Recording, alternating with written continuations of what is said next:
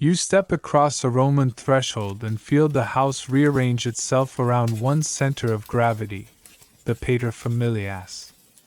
He isn't just dad, with sandals. He is a legal weather system. You watch how every lamp and ledger, every marriage promise and baby's name, loops back to his authority, plotted on tablets like constellations that never ask the sky's opinion. In this world, family is a corporation and the paterfamilias is both CEO and chaplain. He owns, he judges, he sacrifices, he smiles at dinner as if smiling were policy. Mainstream fact to plant like a milestone. Under patria potestas, the paterfamilias holds legal power over descendants in the male line, and depending on marriage form, sometimes over a wife. Owning property in potestate and representing the household in contracts. Roman jurists, from Gaius to Ulpian, explain that even an adult son, a decorated centurion with scarred biography and salary, is legally a dependent if his father lives. The house can be full of adults, but in law it's one person with many hands. You stand near the household shrine, the lararium, and watch him perform the day's tiny liturgy. A pinch of incense, a whispered name, the soft law by which a family agrees to be itself. He appoints tutors for orphans in his kin, arranges betrothals like chess moves, allocates dowries with a pen that knows more about olive groves than romance. If a daughter is to marry, he negotiates. If a son wants to start a shop, he advances capital and expectations. The front hall, the atrium, smells of wax tablets and power. Historians still argue whether patria potestas bit as hard in daily life as the law books imply. Was the father a domestic tyrant in practice, or did custom, affection, and public opinion soften the statute's edge?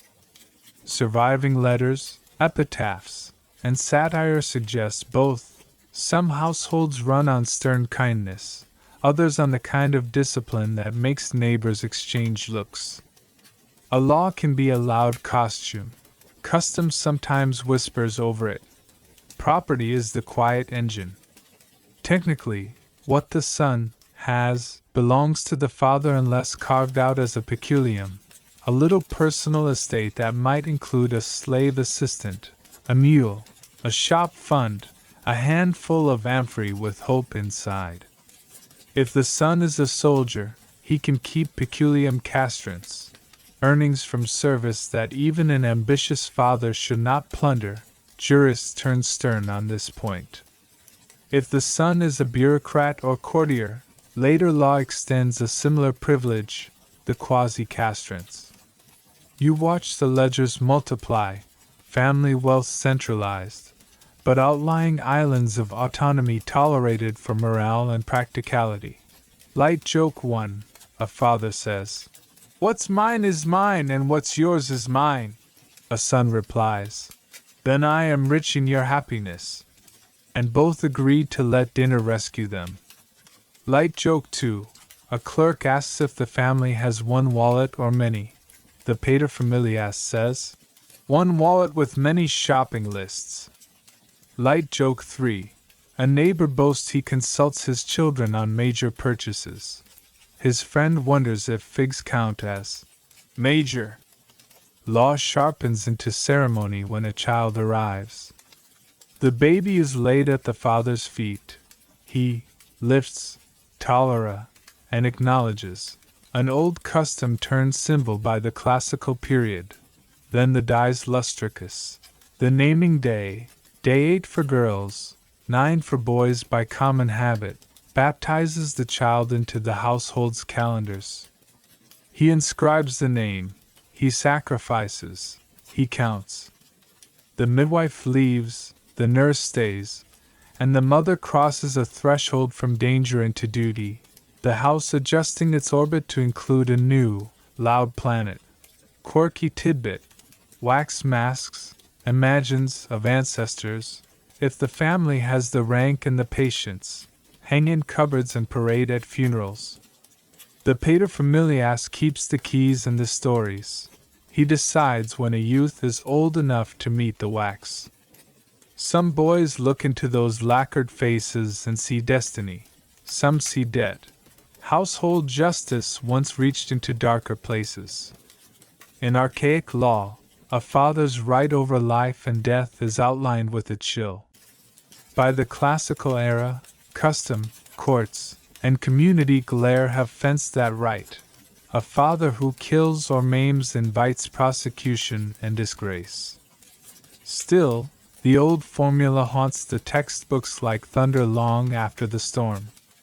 Historians still argue whether the extreme powers were ever used in the late Republic and Principate, or whether they functioned mostly as mythic authority that made lesser commands obeyed.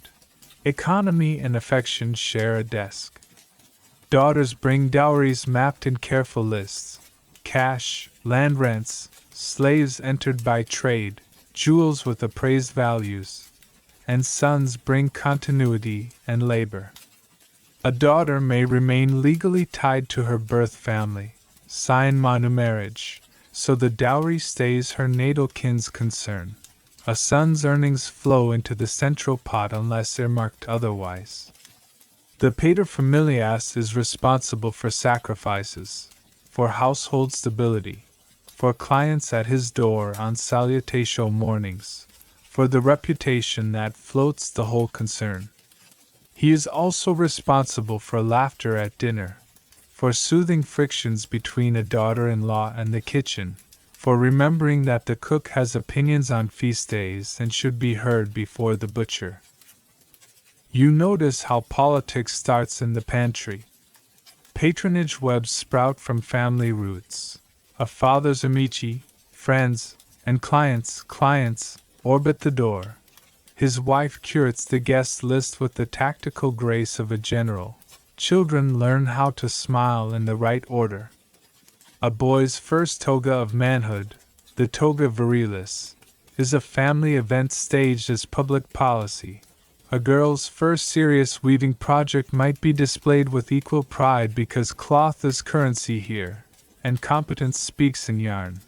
Mainstream anchor, because a few pegs hold this tent. Gaius, Institutes 1.55 to 1.136, outlines potestas, manus, and mancipium. Ulpian and later jurists refine. Augustus family legislation, e.g., Lex Iulia de Maritandis Ordinibus, Lex Papia Papia, intervenes to shape marriage, childbearing, and inheritances, gently rearranging incentives in the house's ledgers. By the 2nd century CE, Manus marriage declines. Wives are more often legally under their fathers or their own guardians than under husbands' hands. The paterfamilias remains the fulcrum but learns to share the seesaw with statutes. Historians still argue whether Augustan laws measurably increased birth rates among elites or mostly increased paperwork and witty epitaphs. They also debate the rate at which sine manu eclipsed cum manu across regions. Rome is not Ostia, and Africa is not Campania. Stones and papyri lecture with different accents. The argument continues politely. Walk the rooms and watch functions map onto space. The tablinum office is the father's stage, client greetings, letter writing, dowry negotiations. The peristyle garden is family diplomacy. Women manage supplies with stewards, plan festivals, tutor children, review accounts with a freedom measured in competence. Bedrooms, storerooms, kitchen, each is a small province with its own governor. But the Senate meets wherever the paterfamilias stands, even if he is barefoot at the impluvium checking rainwater with a skeptical toe. You meet mothers who wield empires of practice.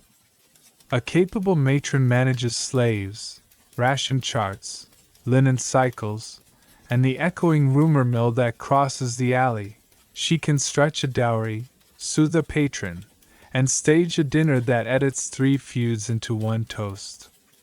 A capable father knows this, and does not mistake ownership for omniscience.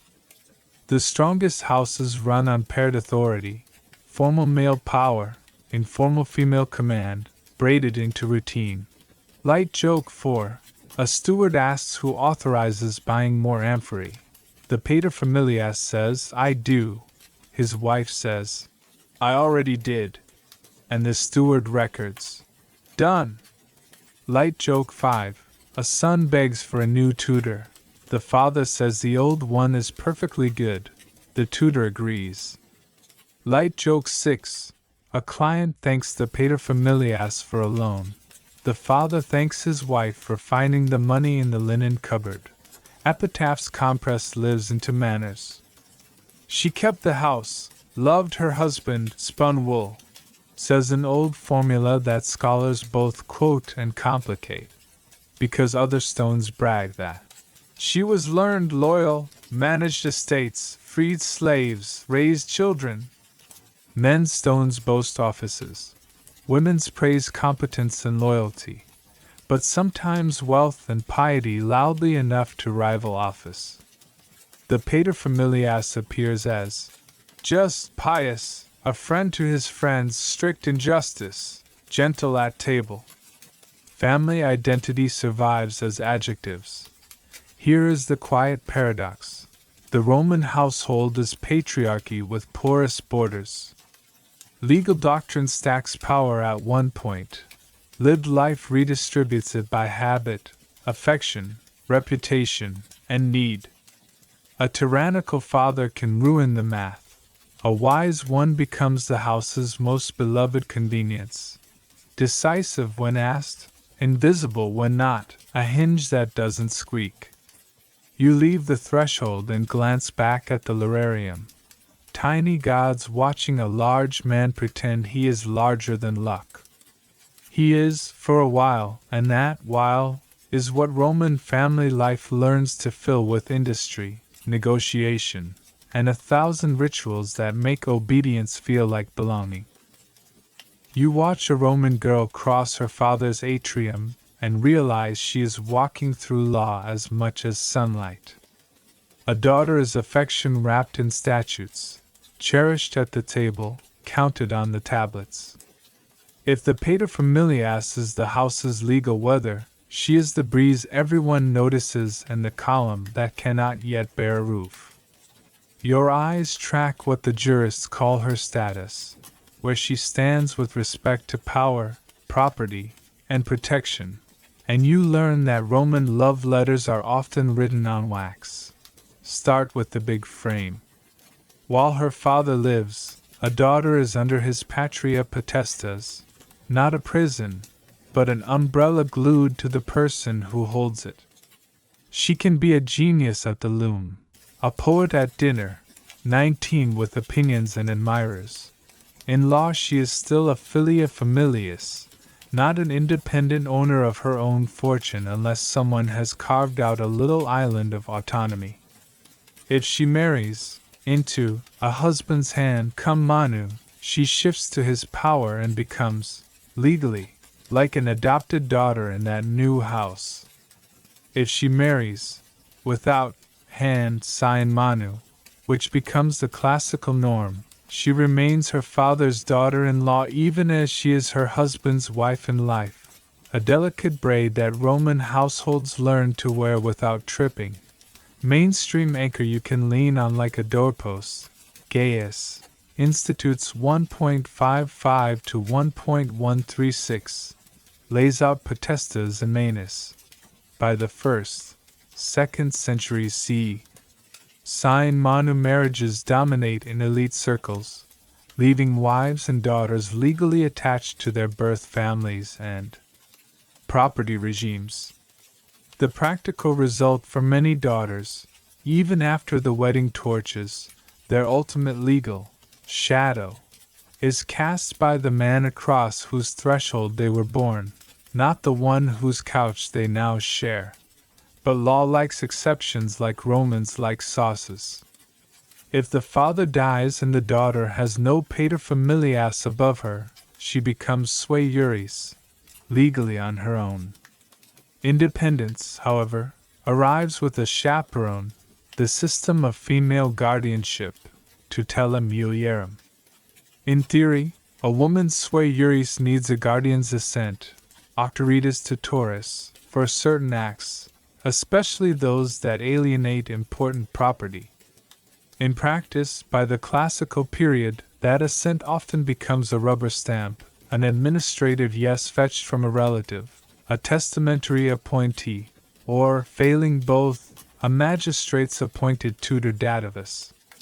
Jurists admit the game, guardians protect against, improvidence, their word, but commerce still expects women to get business done.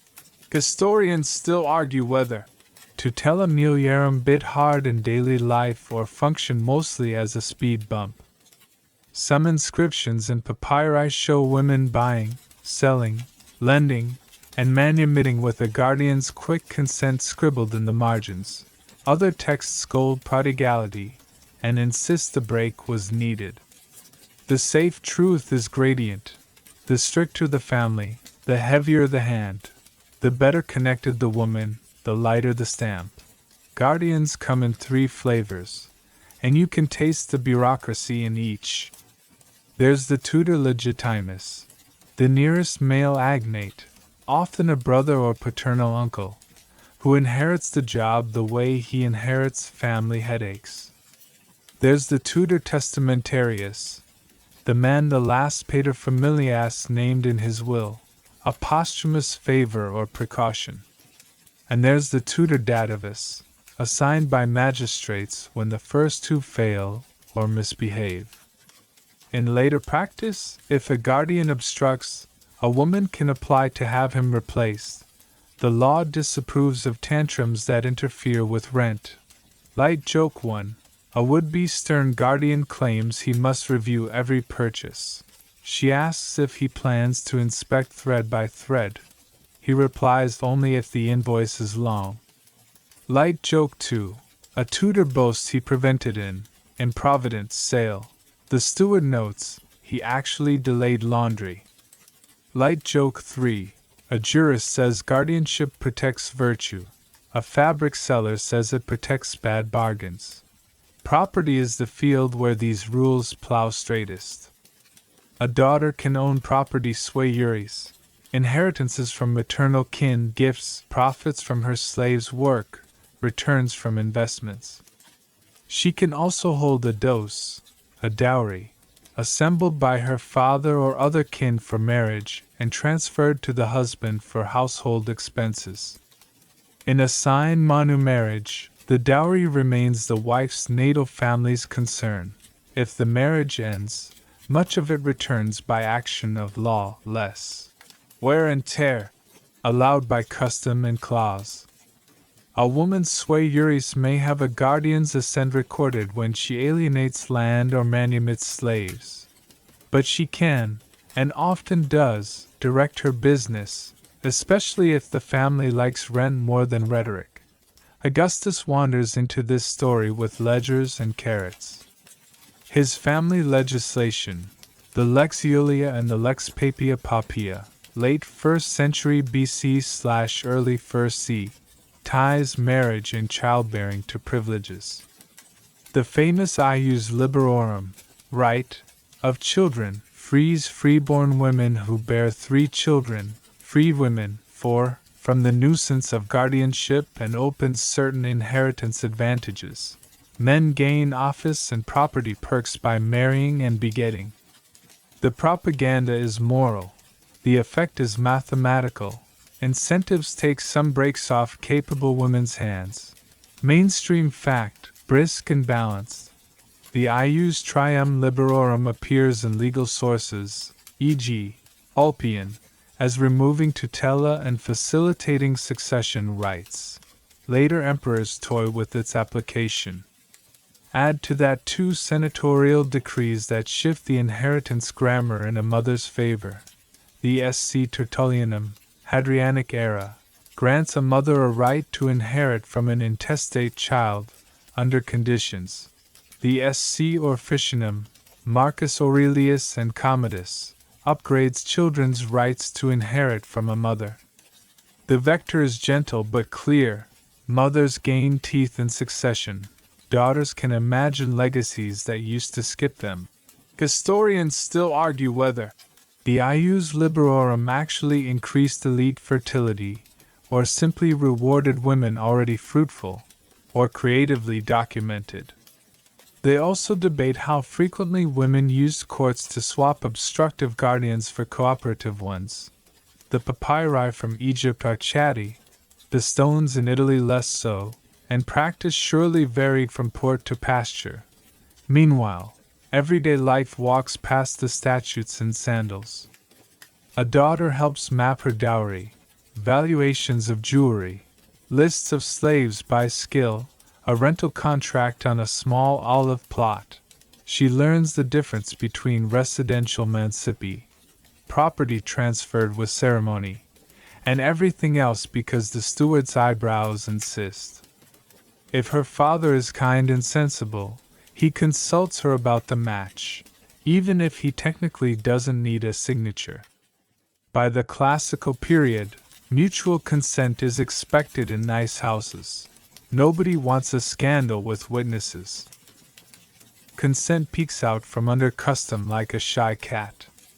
Betrothal, sponsalia, can be arranged when she's young, but a decent family won't rush a wedding before puberty. Age norms drift over time, but teen brides are common, not toddlers. If a girl protests a match loudly enough, family reputation, not statute, may tip the scale. Rome fears street theater even when it writes tragedies.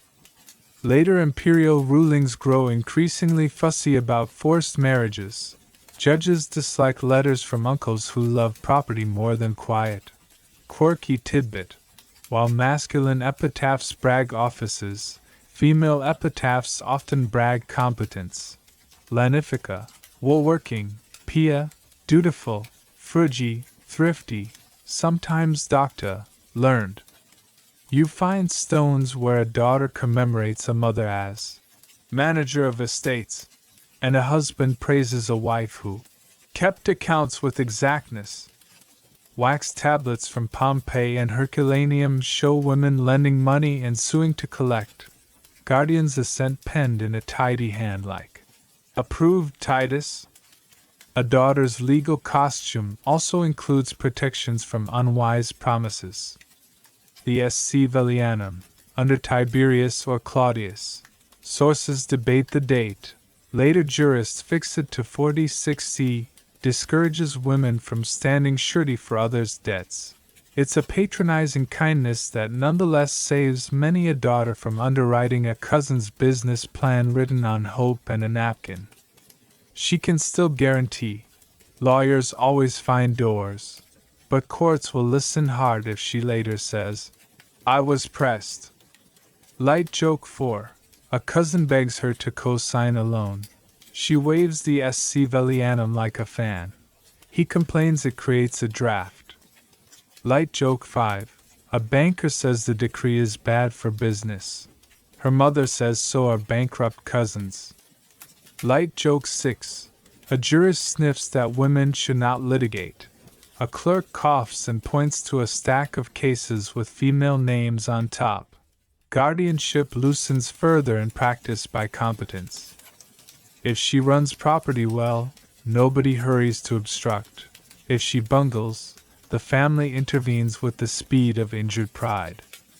In provincial towns, where kinship networks are tight and magistrates know everybody's laundry schedule, a woman's reputation becomes as powerful as a seal. Respectable widows mentor younger women through the maze, how to phrase a petition, which scribe writes neatest, which magistrate listens before lunch. Mainstream aside, crisp as a seal ring, papyri from Roman Egypt, e.g., the P. Michigan, P. Oxy. Series, preserve contracts where women buy and sell land, hire teachers, free slaves, and lease houses. often with a guardian's octoritas line appended, sometimes not. In Italy, wax tablets from the Archivum Sulpiciorum, Venafrum, and Pompeii show female creditors and litigants. The record says not rare exception, but recognized possibility. Historians still argue whether the experience of daughters in senatorial houses diverged sharply from those in middling towns. Elite politics made marriages into treaties, while shop aisles made them into partnerships. The evidence again says yes and yes. In a palace, a daughter's signature is a chess move. In a bakery, it's a flower order.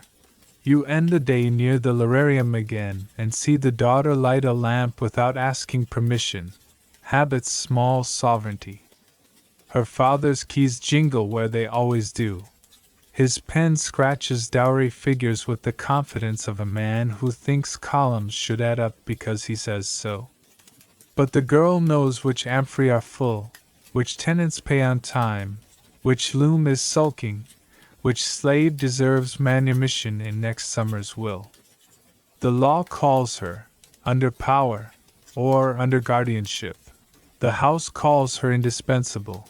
What changes with Augustus and after is not that daughters suddenly become free, but that the legal scaffolding acquires trapdoors for the capable.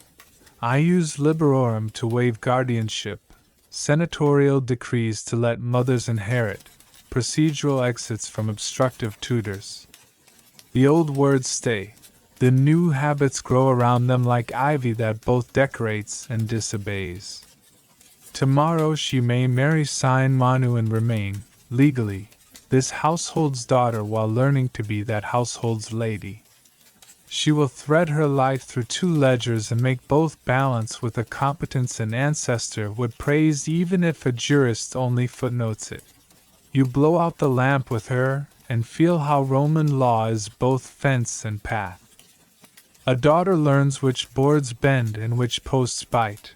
She learns which signatures are ceremony and which are consequences. When she signs a manumission deed for a faithful nurse, the guardian writes, approved, as if he had invented kindness. When she lends on mortgage to a neighbor, he writes, approved, again as if numbers need blessing.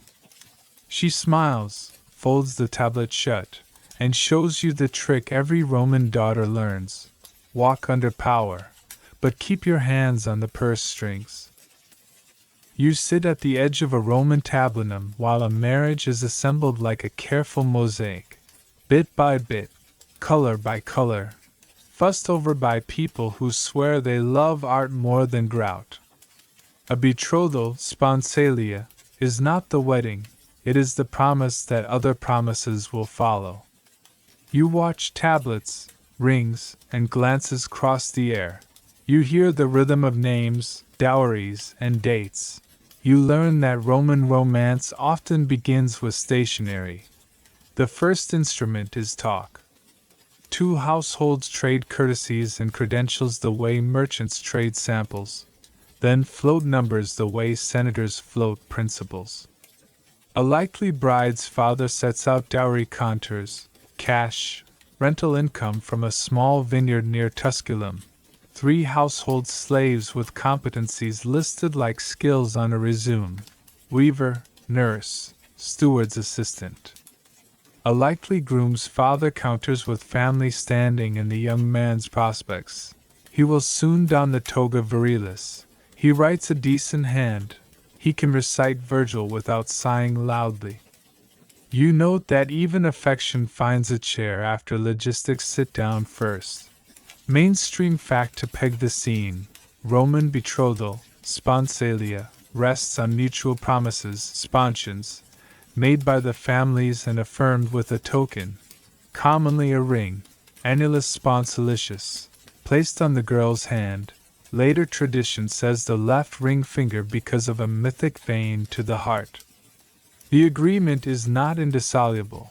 It is a social contract whose chief penalties are reputational, though certain periods recognized limited legal actions for wrongful breach. invitations to a betrothal feast, gifts exchanged, and the girl's ring all announce the future to neighbors who were going to know anyway. Consent enters like a polite but confident guest. By the classical period, nice houses insist on the couple's assent. No one wants a scene at the threshold, or, worse, a poem about it. The fathers voice the pledge, but eyes fall on the young pair to nod. You watch the girl's chin, how it holds, how it tilts. You watch the boy's shoulders, whether they square or try to walk away. A decent father sees the same and adjusts the ledger to include temperament. If the daughter says a clear no, custom and caution may override statute. Reputations do not love courtrooms. Age norms whisper through the room. He is late teens to mid-20s. She is commonly mid-teens, sometimes younger in older practice, though puberty is the line families respect out loud. Elite alliances can skew younger on paper and later in practice. Betrothed today, wait for maturity, keep the gossip gentle. In middling circles, practicalities govern. The household wants a competent helpmate soon, not a child. The groom wants a partner who can manage accounts and people, not only lamplight. You learn quickly that age in Roman houses is less a number than a readiness. The loom, the ledger, and the laughter test. Light joke 1. A go-between boasts he has arranged 3 matches this month. A mother asks if any involved actual human beings. He replies that humans complicate perfection. Light joke 2. A scribe writes, mutual consent, in large letters.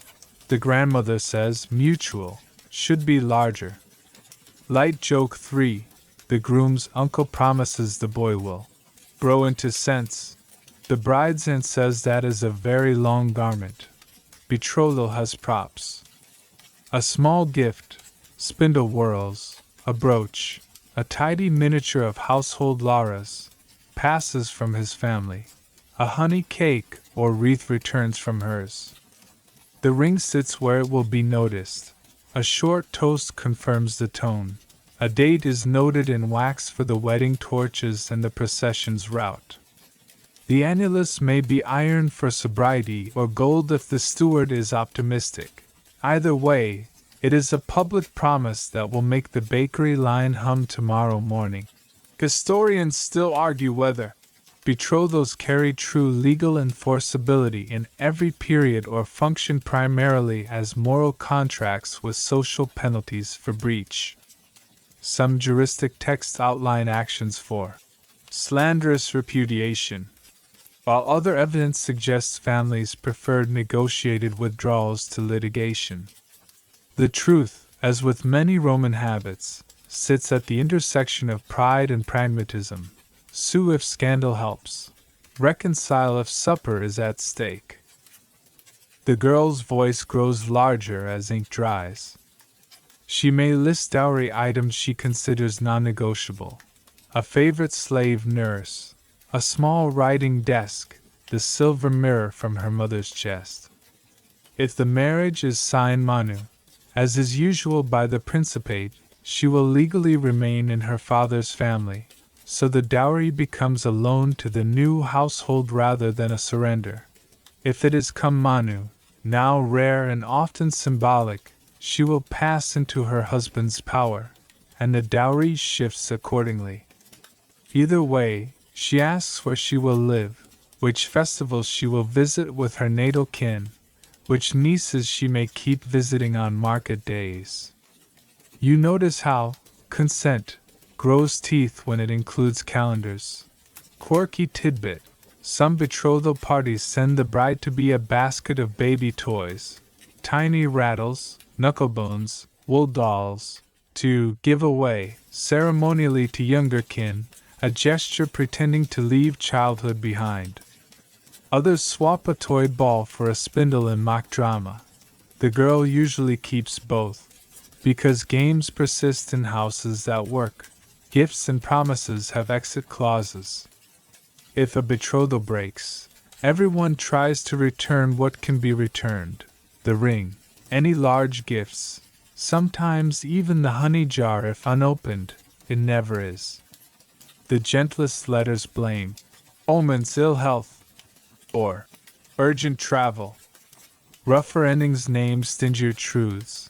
A dowry shrank, a client defected, the boy's poetry frightened dinner guests. Roman houses dislike rupture, they prefer revision. You watch an ant snip at the air with imaginary scissors and announce that a bad knot should be cut now, not later. Mainstream anchor, short and sturdy. Betrothal feasts and public announcements are attested in Latin literature and inscriptions. Rings appear in art and texts. The Roman legal tradition recognizes donatio ante nuptias, gifts before marriage, that can be reclaimed in certain circumstances. Repudiation could trigger suits if reputations were damaged. The system rewards predictability and punishes melodrama. Unless you are a poet, in which case melodrama is rent. Some families consult auspices. A birdwatcher with opinions stands in the courtyard, reads silhouettes against the afternoon, and extracts, favorable, from a sparrow that had errands anyway. Others consult accountants. Are rents steady? Are debts quiet? Will the dowry buy a cushion rather than a crutch? The mothers consult one another about cooks, nurses, and where to buy good saffron without also buying gossip. You learn that marriages are armies supplied by quartermasters with aprons. Historians still argue whether girls' subjective consent was consistently sought beyond elite circles or whether deference to fathers dominated lower down the social ladder. Letters from Pliny praise consent in nice neighborhoods. Papyri from Egypt show women negotiating, but the range is wide, and archaeology cannot interview attitudes. The safest sentence is that consent was a virtue loudly claimed and variably kept. The public script continues in a smaller room later, when it matters more. The girl and boy speak alone, or as alone as Rome allows, an open doorway, a nurse nearby, a cousin counting figs in the next room, and test temperaments. He asks how she keeps accounts, she asks how he treats stewards. They both agree that a bed that doesn't squeak is the finest dowry item. She mentions the die's lustricous names of the children she hopes for. He mentions the clients he must host at dawn. They smile, which is the only clause without a scribe. Light joke 4. The boy confesses he cannot tell one good olive oil from another. She says that is why the gods invented wives. Light joke 5. She admits she cannot recite all of Virgil. He says that is why the gods invented poets. Light joke 6. The nurse announces she consents to the match on behalf of the kitchen. Both bow. A betrothal also manages risk like an insurer. If the girl is very young, the agreement can specify that the wedding waits until puberty, with a calendar of visits that build familiarity. If a groom is away on military duty, the sponsalia secure the alliance while the eagle travels. Letters serve as couriers for affection and news, rings serve as anchors. If misfortune strikes, illness, death, the documents tell property what to do while mourners tell stories to each other with careful omissions. The city watches. Neighbors count torches on rehearsal nights. Vendors memorize routes. A flute player mentions that Thursday is better for lungs. A bad omen. Someone chirps at the threshold during the betrothal feast. Triggers the quick competence of women. Sweep the step with salt. Sprinkle wine, laugh on purpose, move the procession path by one street to outmaneuver fate. Superstition becomes project management. Mainstream aside, methodical as a steward, age at marriage varied. Elite girls often wed in mid-teens, men later. Sign Manu predominated by the early empire, leaving wives legally in their natal families. Betrothals could be made and unmade without courts, though reputations mattered. The ring tradition is attested, as are feasts and gift exchanges. Consent appears in elite letters and moralists, and later imperial rulings increasingly emphasize voluntas, will, at least in posture. Historians still argue whether the Roman insistence on mutual consent in classical texts reflects legal evolution, moral fashion, or both. Was consent a genuine social value rising from practice, or a literary pose elites performed to flatter themselves? Inscriptions that show women suing and winning suggest practice. Comedies that treat daughters like parcels suggest inertia. Your room today suggests a compromise called progress. When the tablets click shut and the ring flashes once more, the two families share a cup and a schedule. The girl breathes. The boy breathes. The city exhales a little because another small future has been penciled onto its map. Tomorrow the seamstresses will test dye lots for the saffron veil. The steward will wrap the dowry list in oiled cloth. The mothers will list which cousins should sit far apart at dinner. Consent, you realize, is less a single yes than 1,000 little all right then that follow. Rome choreographs them with practice. Families perform them with hope. You walk out under a calm sky and the ring's thin circle seems thicker than law, not because metal is strong, but because it loops so many promises without choking any. In a few weeks, the torches will flare, the threshold will be negotiated with laughter and superstition. The dexterum iunctio, joining of right hands, will silence an entire courtyard. For now, betrothal has done its gentle job. It has turned two houses toward each other, and taught them to speak in the same key. The rest is veils, bread, and keeping count of blessings as if they were items on a dowry list, which, in Rome, they are.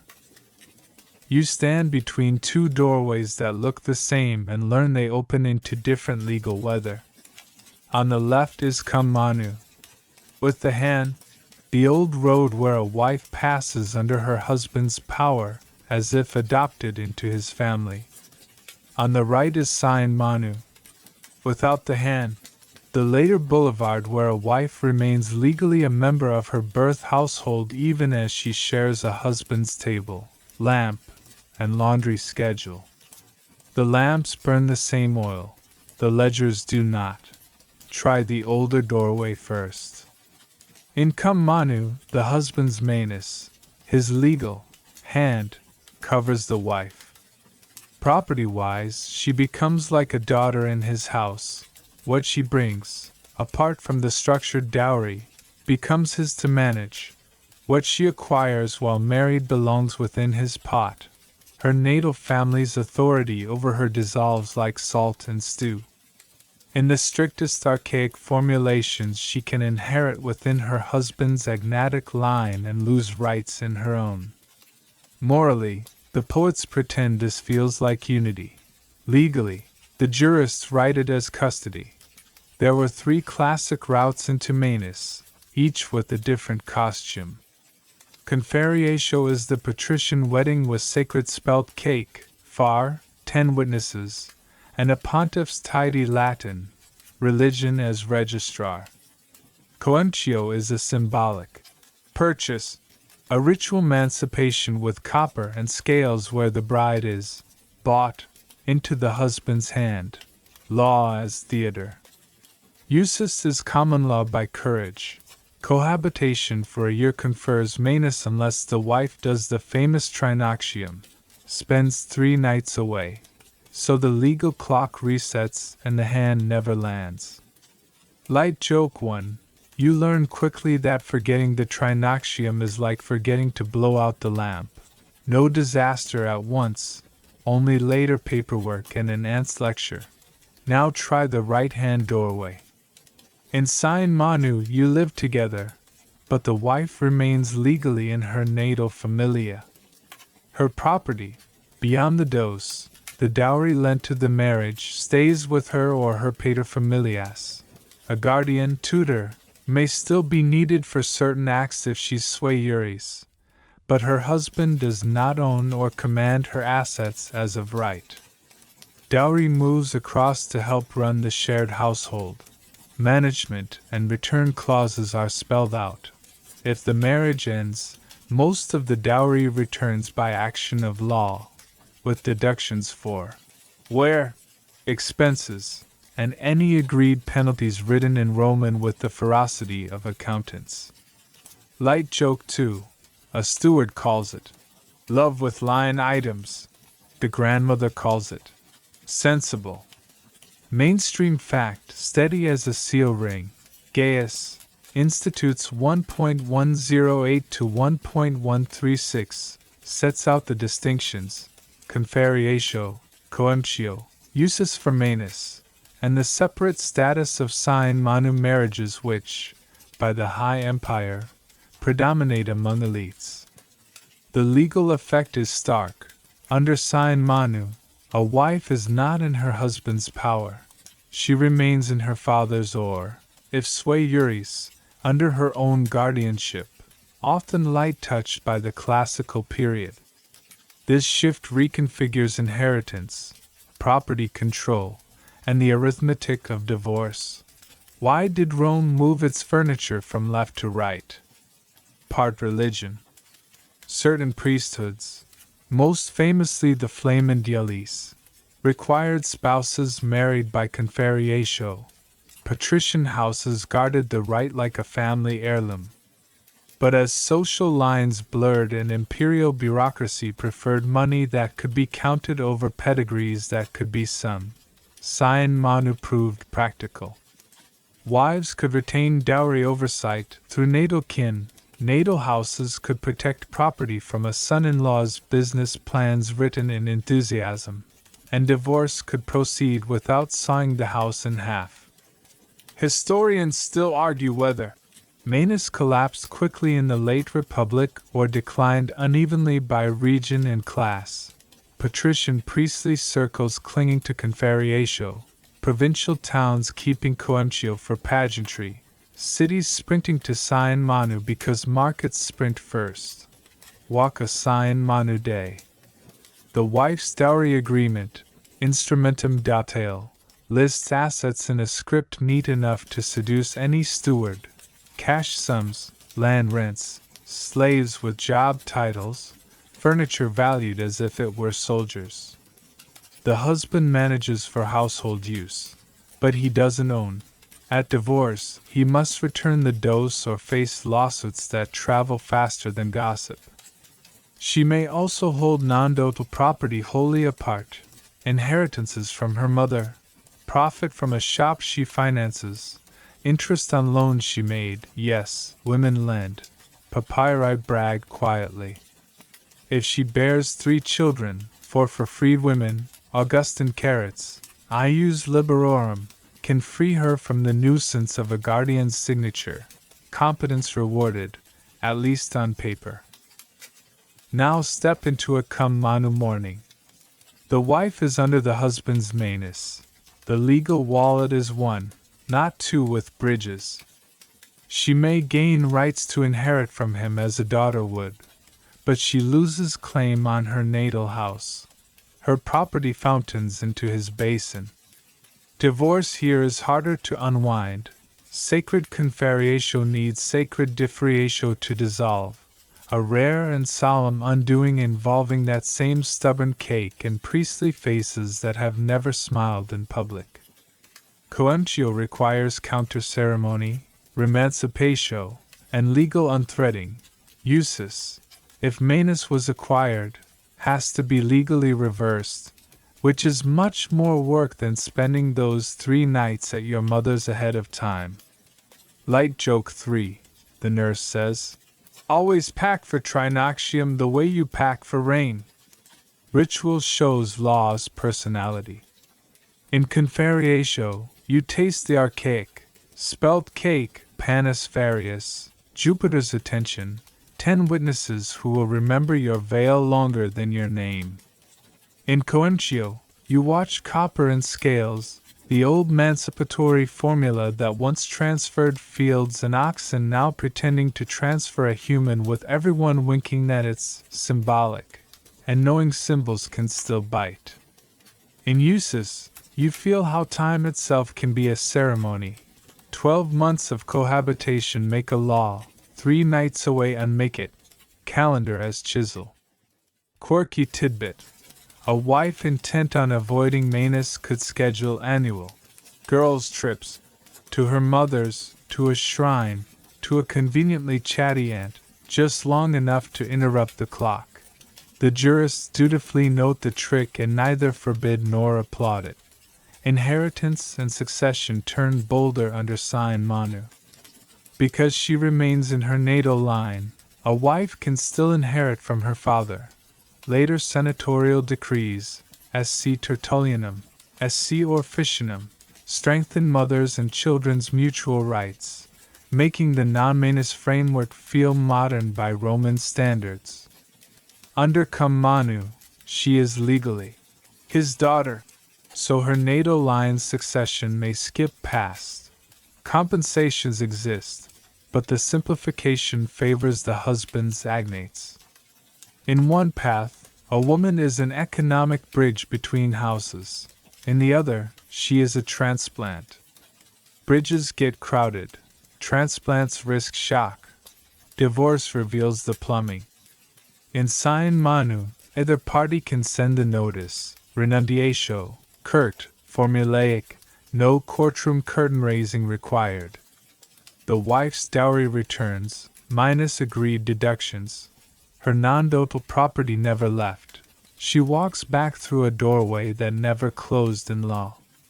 In Cum Manu, dissolving the hand means priestly paperwork or formal demunicipation. The wallet has to be separated with legal knives. Everyone grows polite in the way people do when counting in public. Because the imperial centuries prefer fewer knives, Sign Manu becomes the polite default. Mainstream aside, sturdy as a threshold, inscriptions and papyri document dotal suits for recovery, actio rei uxori, guardians' assents on women's contracts, and priestly qualifications tying conferiatio to high cults, flamen diolis and wife, the flaminica. Jurists from Gaius to Ulpian contrast Manus and its absence. Literary sources stage the cake with contagious enthusiasm. Archaeological finds of rings and dowry tablets whisper the same distinctions without Latin footnotes. Historians still argue whether Coencio ever persisted as a fashionable photo-op, a purely symbolic nod to tradition with no lasting legal Manus, or whether any such sentimental ceremonies were cleaned up by lawyers into harmless theater.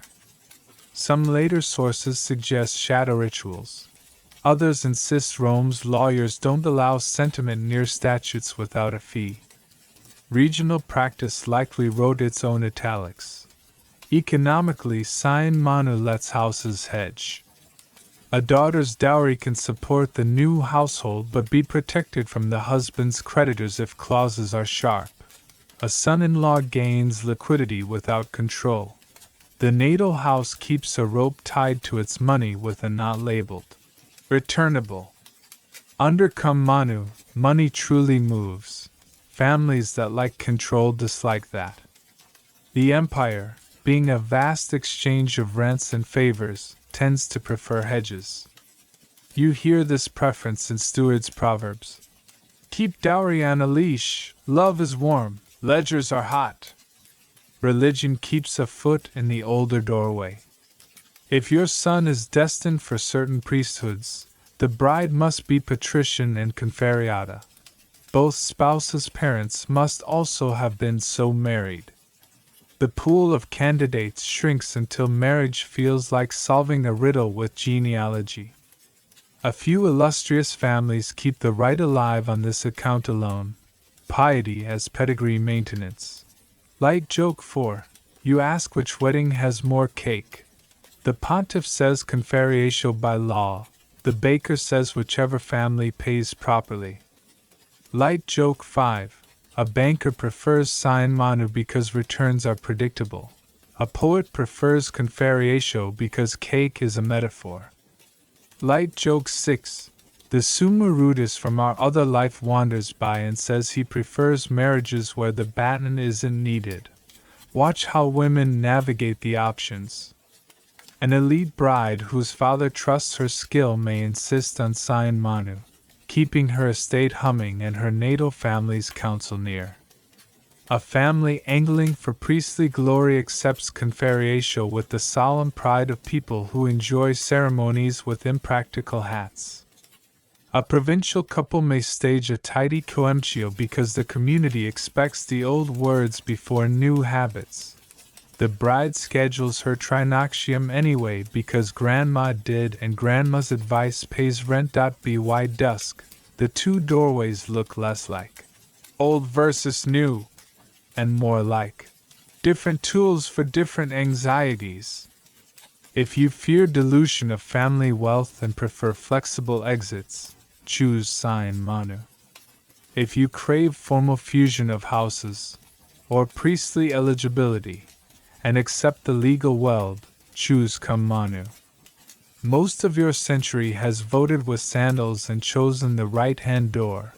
The left remains ajar for memory and office. You blow out the lamp, and the smoke twists like a ribbon, 2 strands, 1 flame, reminding you that law can change the names of walls without changing who cooks in the kitchen or who laughs first at dinner. Still, ledgers obey statutes. The future loves details.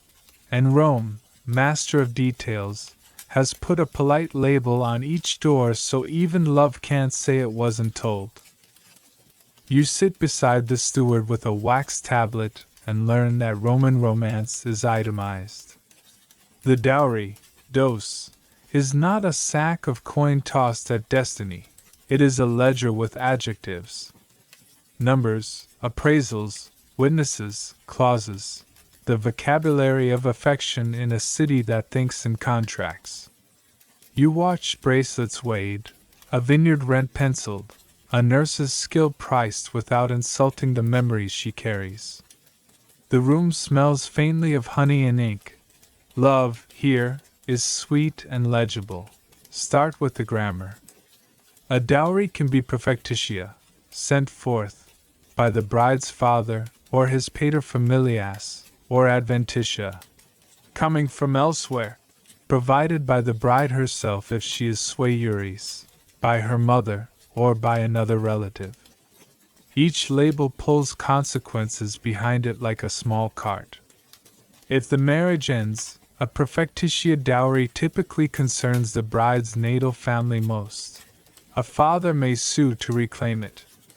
An adventitia dowry, born from the bride's side of the ledger, more readily answers to her, or her heirs, when the curtain falls.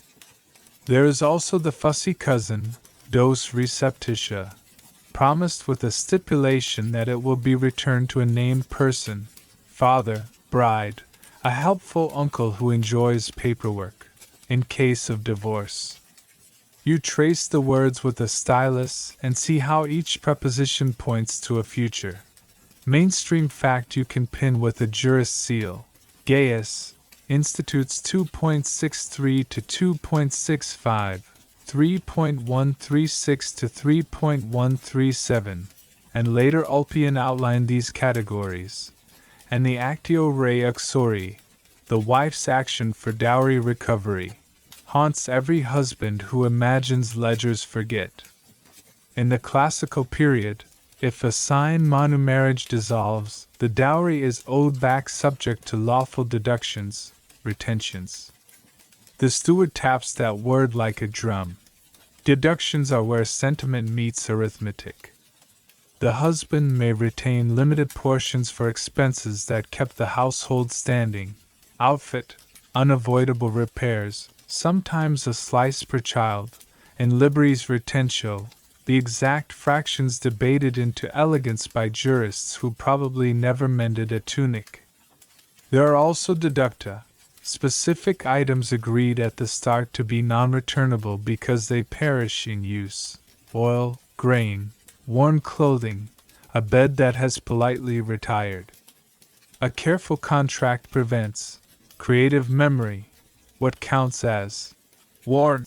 How many lamps equal one lawsuit? Whether the jewel sent for safekeeping counts as returned when everyone knows it never left the wife's neck. Light joke 1. The groom proposes that all sausages count as deducta. The steward says only if they last longer than the marriage. Light joke 2. A jurist declares that depreciation must be reasonable. The seamstress says that is the first time she has heard depreciation be polite. Light joke 3. The father asks whether wood is included in the inventory. The scribe says it never is and it always should be. The instrumentum datale, dowry deed, parades its items in a hand neat enough to make gods nod. Cash sums, rents from an olive plot in Sabine country. 3 slaves, weaver, nurse, bookkeeper, named and appraised. 2 beds, a chest, silver tableware weighed to the scruple, clothing listed by garment and season, a pair of mules if the family likes visiting in comfort. The deed names witnesses, states which kind of dose this is, and bolts on the repayment clauses like hinges on a door. If the bride is sui juris, a guardian's assent, octosum, gets penned like a formal wink. If she has the ius liberorum, 3 children for freeborn women, for free women, that nuisance evaporates and her signature stands alone without a chaperone in ink. Gifts swirl around the dowry like satellites. Before the wedding come donations ante nuptias, gifts pledged by the groom or his family, promising a cushion the law will later fatten into something sturdier in late antiquity. Under the Principate these are courtesy and signal. By the later empire they solidify into the donatio propter nuptias, a husband's counterweight to the dowry that becomes the wife's security if he dies or if divorce writes its tidy formula.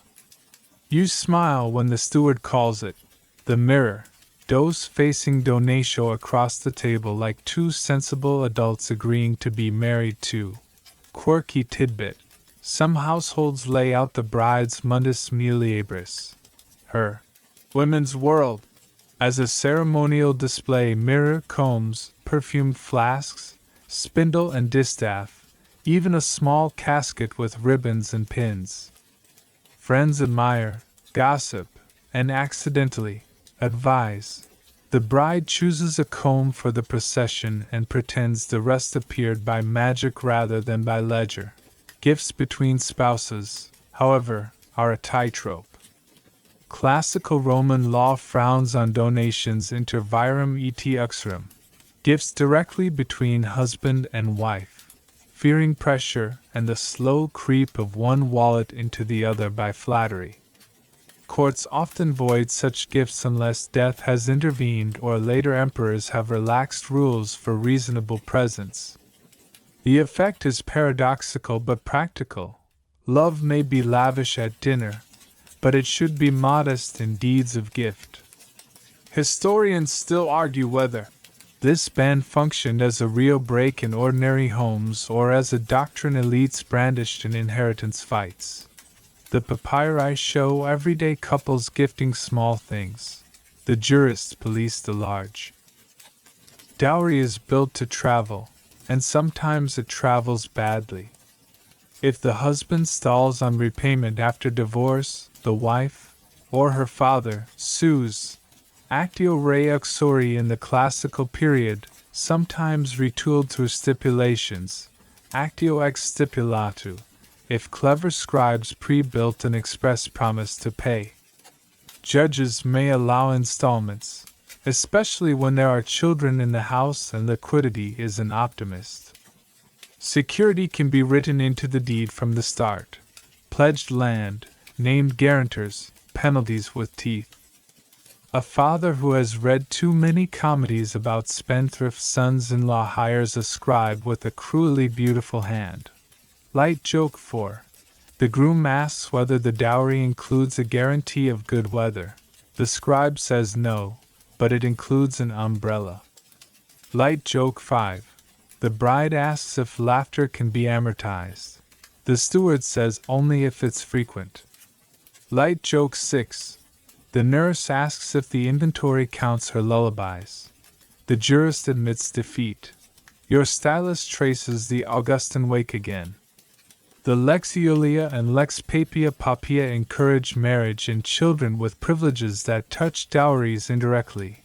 Widows who remarry promptly may protect dotal claims. Mothers acquire sturdier succession rights, later cemented by SC Tertullianum and SC Orficianum. A widow's right to recover dowry after a husband's death stands beside her right to inherit under certain conditions. The law tries to keep women solvent when fate is not. In practice, respectable widows become miniature treasuries with keys and opinions. Wedding day itself wears gifts like garlands. The groom's household sends sportly, little baskets, to key friends. The bride distributes nuts to children in the street. Boys scramble, girls judge, a gesture that says, "Goodbye to childhood," with the practical effect of making neighbors adore her. The pranuba, matron who leads the bride, offers small presents, a sash, a comb, a whispered joke that has survived 3 generations of kitchens. At the feast, guests bring modest tokens, lamps, wool baskets, a lucky bronze coin with a ship for smooth passage, each with a line of advice disguised as a proverb. Historians still argue whether dowry averages swelled catastrophically in the late Republic. Cicero's circles complain of ruinous dowries, or whether letters exaggerate for effect while most town budgets plodded along with sane sums. Inscriptions show both dazzling and ordinary figures. Papyri in Egypt chart middle-range properties flowing in marriage like sensible streams. The safe sentence, elites inflate, markets regulate, a good steward sleeps. The morning after, accounts wake early. The husband's steward notes where dotal coin met household needs, rent, slaves' rations, repairs on a roof that believes itself a sieve. The bride's father's steward notes that the list was copied and sealed twice. Everyone's steward drinks watered wine and agrees that seals are a civilizing force. Protection lives in tiny lines. A clause forbids alienating the pledged Sabine plot without the wife's consent. Another names a standing arbitrator in case 2 stewards duel with Abbassai. If the wife is sui juris, she may authorize the deed without a guardian if she holds the ius liberorum. If not, the tutor writes his neat octosum and tries very hard to look important while the women decide what furniture actually fits through the new door. Quirky tidbit 2. Some families include the wedding torch itself in the inventory, priced absurdly for a stick, and then deduct it ceremonially when it's burned at the threshold. The scribe smiles while writing, consumed in accordance with custom, which is also how he would like to describe most parties. By dusk you realize dowry is less a transfer than a tether. It ties 2 households with a money rope that has knots labeled return, children, repairs, and do not cut in anger. It protects the bride if affection misfires. It tempts the groom to prudence by threatening litigation. It gives the bride's natal house a lever on the future without strangling today. Gifts orbit this rope, before, during, after, to sweeten what law makes firm. You close the deed with the scribe, warm the seal in the lamp, and press the intaglio, a tiny palm, a tiny ship, a tiny hope. Tomorrow the veil, the torches, the threshold. Next month the first rent from the olive plot. Someday, perhaps, the recovery suit nobody wants to file because everyone kept faith. The ledger will live in a chest by the bed like a quiet chaperone. Laughter will live above it like a landlord. And when you hear coins clink in a dish by the door, you will know you are listening to something stranger and sturdier than romance. Two houses promising to be fair. You wake to a house that smells like saffron and wax, which is Rome's way of saying, contracts but festive. Today the ledgers from Section 5 put on costumes. You are dressed, literally, in law, the tunica recta, a simple, ankle-length gown woven upright, because Romans adore procedures even in cloth, and the famous saffron-tinted veil, the flammium, whose color makes you look like sunrise decided to keep its promises. A matron with one husband, still alive, and an unimpeachable reputation, your pronuba, checks the knot at your waist, the nodus Herculaneus. Hercules is a fertility mascot. His knot is also an engineering problem no one but your spouse is allowed to solve later. You admire how Rome blends piety with practical security. The hair gets ceremony too. It's parted into 6 sections, sex crines, with a special implement that tradition calls the osticae labaris, a spearhead, because apparently nothing says lifelong partnership like a weapon retired to the toilet set. Historians still argue whether an actual spear was used outside tasteful rhetoric, probably not in most homes, or whether a symbolic implement did the honors while poets played dress-up. Either way, the parting says order, modesty, and brand new beginnings, and the nurse says hold still because she always wins. Before the procession, Deductio in Doma Meriti, you stage a tiny domestic liturgy. A pinch of incense at the lararium, a quick touch to the dowry chest as if to say, we remember the itemized romance. A kiss for the nurse whose lullabies should be in the inventory but never are. Your pronuba leads you to the groom, and the two of you perform the gesture that art will carve on reliefs for centuries. Dexterum iunctio, the joining of right hands. It is simple, almost awkward, and therefore perfect. Rome trusts hands more than speeches. Mainstream fact, steady as a torch, the flammium, the tunica recta, the dexterum iunctio, and the deductio are attested across literature, law, and art. The pronuba's role is everywhere. The knot of Hercules appears in sources both practical and poetic. If the marriage is the rare conferiatio, priests add the spelt cake, ferium, and governance by pontifical eyebrows. For most city couples, piety is brisk and logistics smile. The door calls, and torches answer, resinous pine that throws gold on everyone's best intentions. Friends gather, a flute starts its unembarrassed tune, and the procession rolls out like a slow, joyous policy. Someone shouts, Hymen, Hymene! In the old wedding cry. Someone else, because Rome trusts comedy for luck, tosses a fescennine rhyme that would scandalize marble. Your job is to blush and enjoy both. Light joke 1. A cousin claims saucy verses keep the evil eye away. The grandmother says they keep the neighbors entertained, which is half the battle. Children lead the way, good omens on small legs. A Camillus, a solemn little boy whose parents are both alive, please, carries a covered basket with weaving tools, reminding everyone that the household will be a loom where people are the thread. Nuts, nooses, scatter for the children to chase, a symbolic farewell to play that children always treat as a hello to sugar. The groom's friends hoist the door garlands. A pair of lamps wait inside on the lectus genialis, the marriage bed treated like a household altar on legs. You breathe. The city hums. Vendors glance at the procession and price figs accordingly. Threshold time. The crowd hushes because every Roman knows the threshold is a legal line-wearing architecture. A good omen is to be received smoothly. Ubi tu Gaius, ego Gaia, the old formula whispers. Where you are Gaius, I am Gaia. Some families still say it, others smile and let the gesture carry the words. The groom lifts you, or attendants do, so your foot doesn't catch.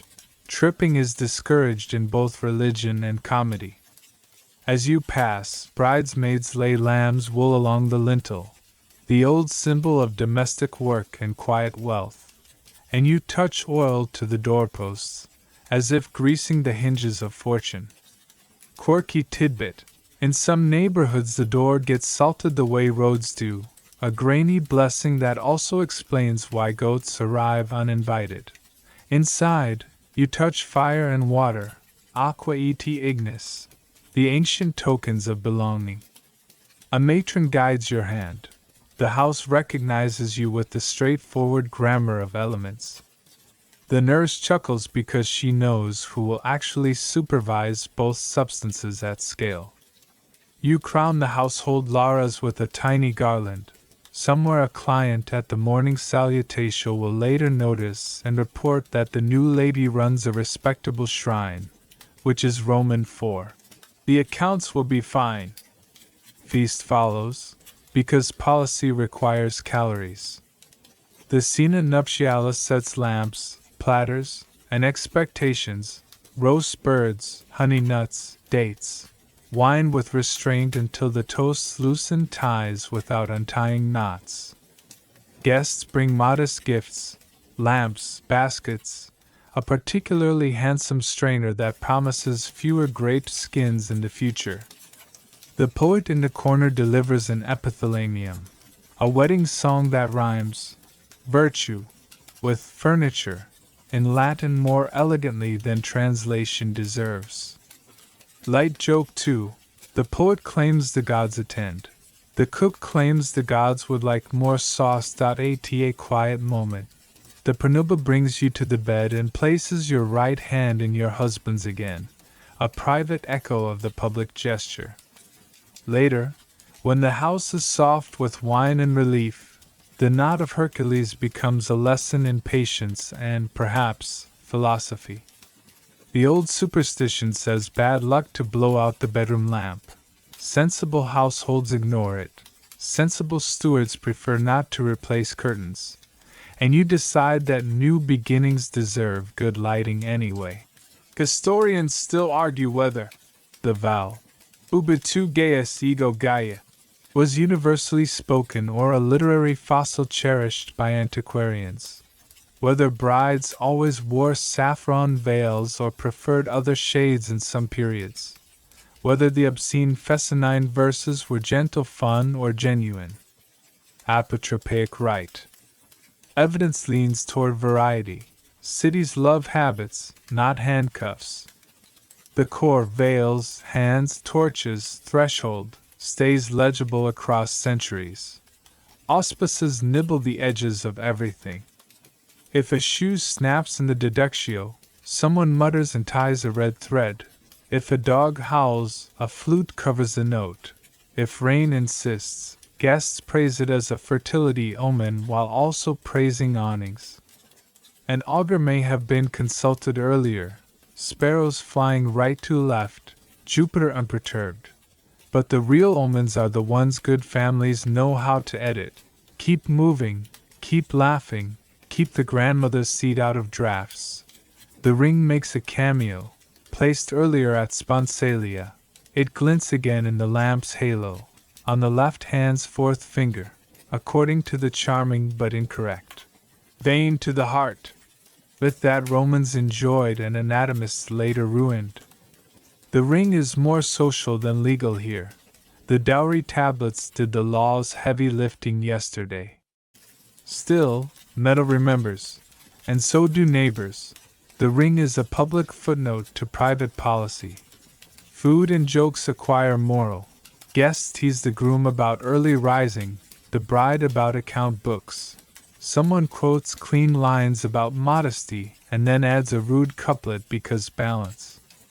Children play in the peristyle and invent games involving torches, quickly intercepted. A sober cousin inspects the hinges on the dowry chest. Just in case. Which is cousin 4. I love you, but ledgers outtrank lullabies. Light joke 3. The steward toasts the actio re uxori and everyone pretends to laugh until they realize he's probably serious. By midnight, the city's own rituals take over. Stray flutes, barking dogs, the river going about its old business. You feel the new house as a map under your feet. Atrium to kitchen, kitchen to storeroom, storeroom to garden. You touch the door again, for luck or habit, and your hand comes away smelling faintly of oil and lamb's wool. The bed, lectus genialis, is there, the lamps politely reduced, the veil folded like a small sunset on the chest. Mainstream anchor, crisp as a laurel ribbon, deductio with torches, obscene and pious songs interleaved, nuts thrown, threshold lifting, dexterum iunctio, prenubis centrality, lectus genialis, and elemental tokens are attested in Varro, Ovid, Plutarch, Servius, and in visual motifs on reliefs and sarcophagi. The 6 braids, Hercules knot, and the farcake for conferiatio belong to the same documented set.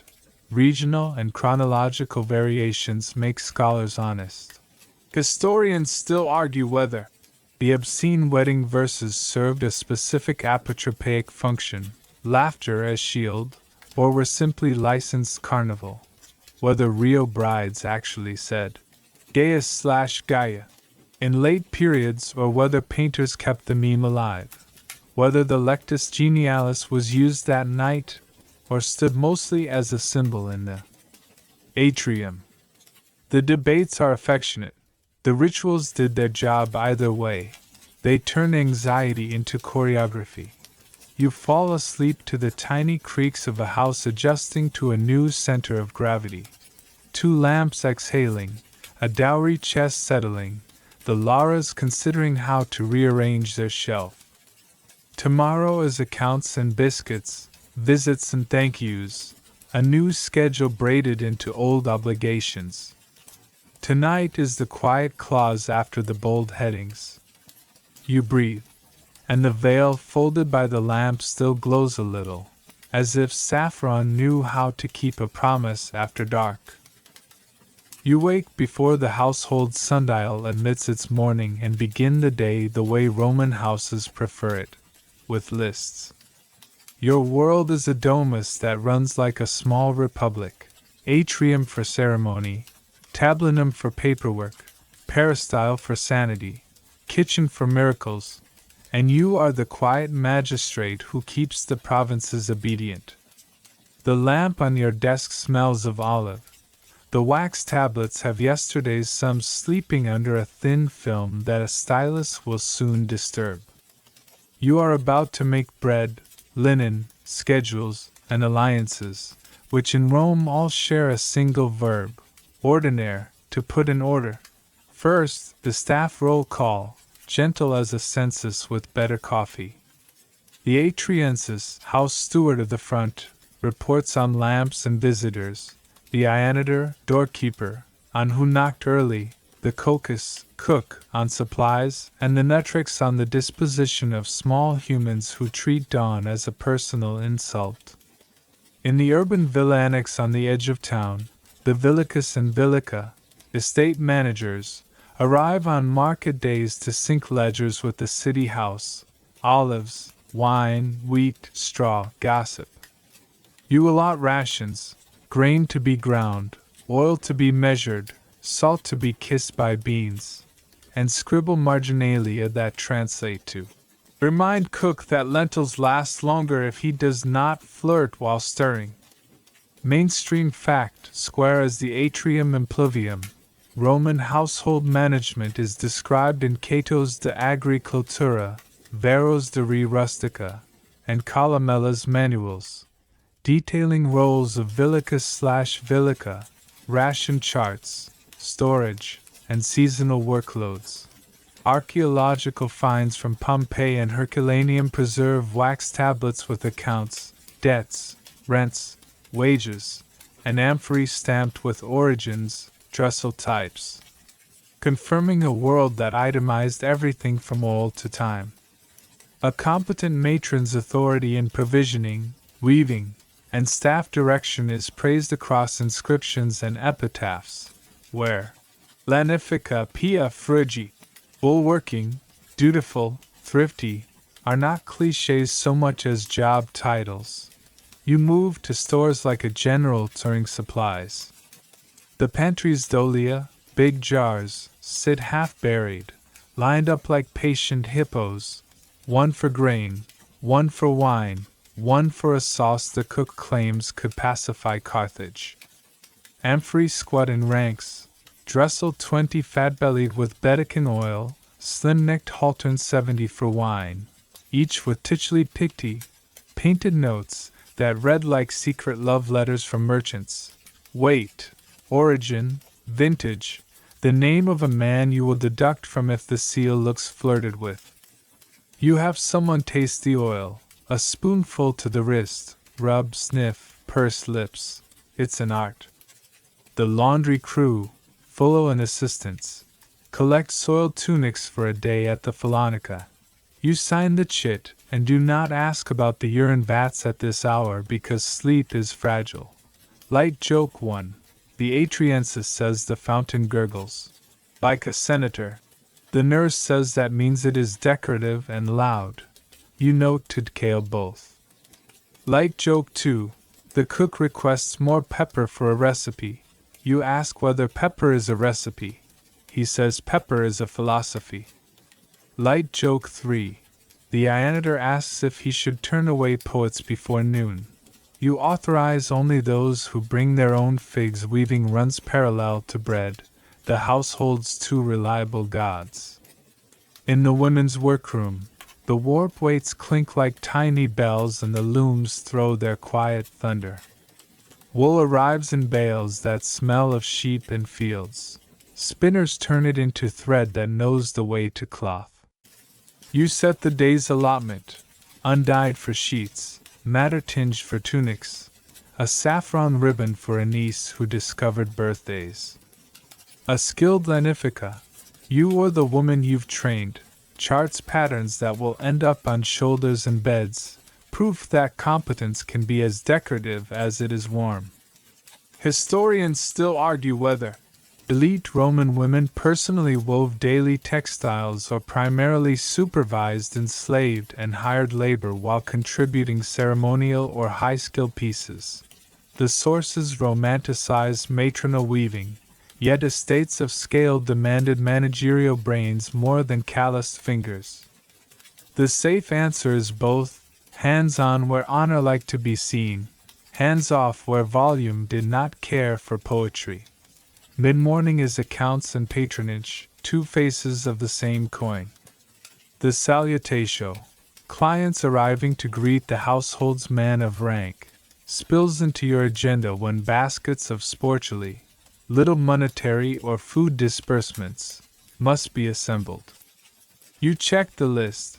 The leather worker with 6 children, the widow of the porter, the junior advocate who thinks a loud voice replaces a case. You pair generosity with prudence. The coin purse can be kind. The bread loaves can be larger when politics lean hungry. Your husband will shake hands and promise. You will remember who needs a letter to a cousin on a council and who needs shoes that do not squeal like philosophy on marble. The children get their own docket. The tutor drones Virgil with a sincerity that would impress even Virgil. The boy recites, stumbles on Armavirumc, and glances at you because your eyebrows make better punctuation than the tutor's cane. The girl copies letters on a wax tablet, then reckons with pebble counters in a shallow tray. Domestic abacus. While the nurse negotiates a truce between appetite and grammar. You slip the girl a household invoice to copy, olive oil out, lamp wicks in, because literacy tastes better with relevance. Quirky tidbit. Some households keep a tiny model shop, in the peristyle, scales, measures, sample jars, so children and trainees can rehearse buying and selling without bankrupting anyone. Play money included, pride priceless. Noon requests decisions. The dispensator, cashier, presents a list of wages, purchases, and loans due, a nummus to the porter, a larger sum to the procurator running your rental insula, interest in from a loan to a reliable olive presser with good daughters and therefore better credit. You balance generosity with reputation. Credit is a rumor, you actively curate. When a tenant pleads for an extension, you authorize it with a footnote. Pay in olive oil at harvest, fair price, which is Roman for. We remember kindness in units the kitchen understands. Then there is the kitchen, where diplomacy whips eggs.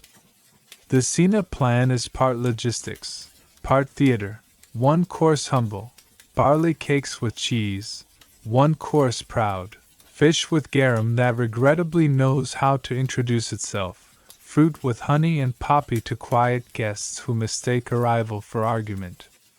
You send a boy to the forum for greens, with instructions to avoid the fishmonger whose scales recently weighed optimism heavier than mullet.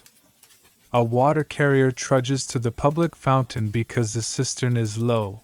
You make a note to clean the impluvium, mutter at the weather, and smile at the fact that you are thinking like both a priest and a plumber.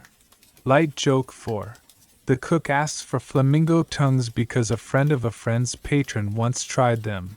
You authorize. Chicken, bravely seasoned. Light joke 5. The tutor claims the boy learns best on an empty stomach. The nurse says so does a wolf. Light joke 6. The villika reports the geese have opinions. You suggest they be promoted to night watch since opinions are loud. Afternoon is repairs and reputations. A roof tile cracked. A mason is called. You stand under the ladder like a patient augur interpreting signs. Will the plaster hold? Will the rain behave? Will the mason accept oil in part payment? The laundry returns crisp tunics. You examine hems because sewing reveals truth the way accounts do.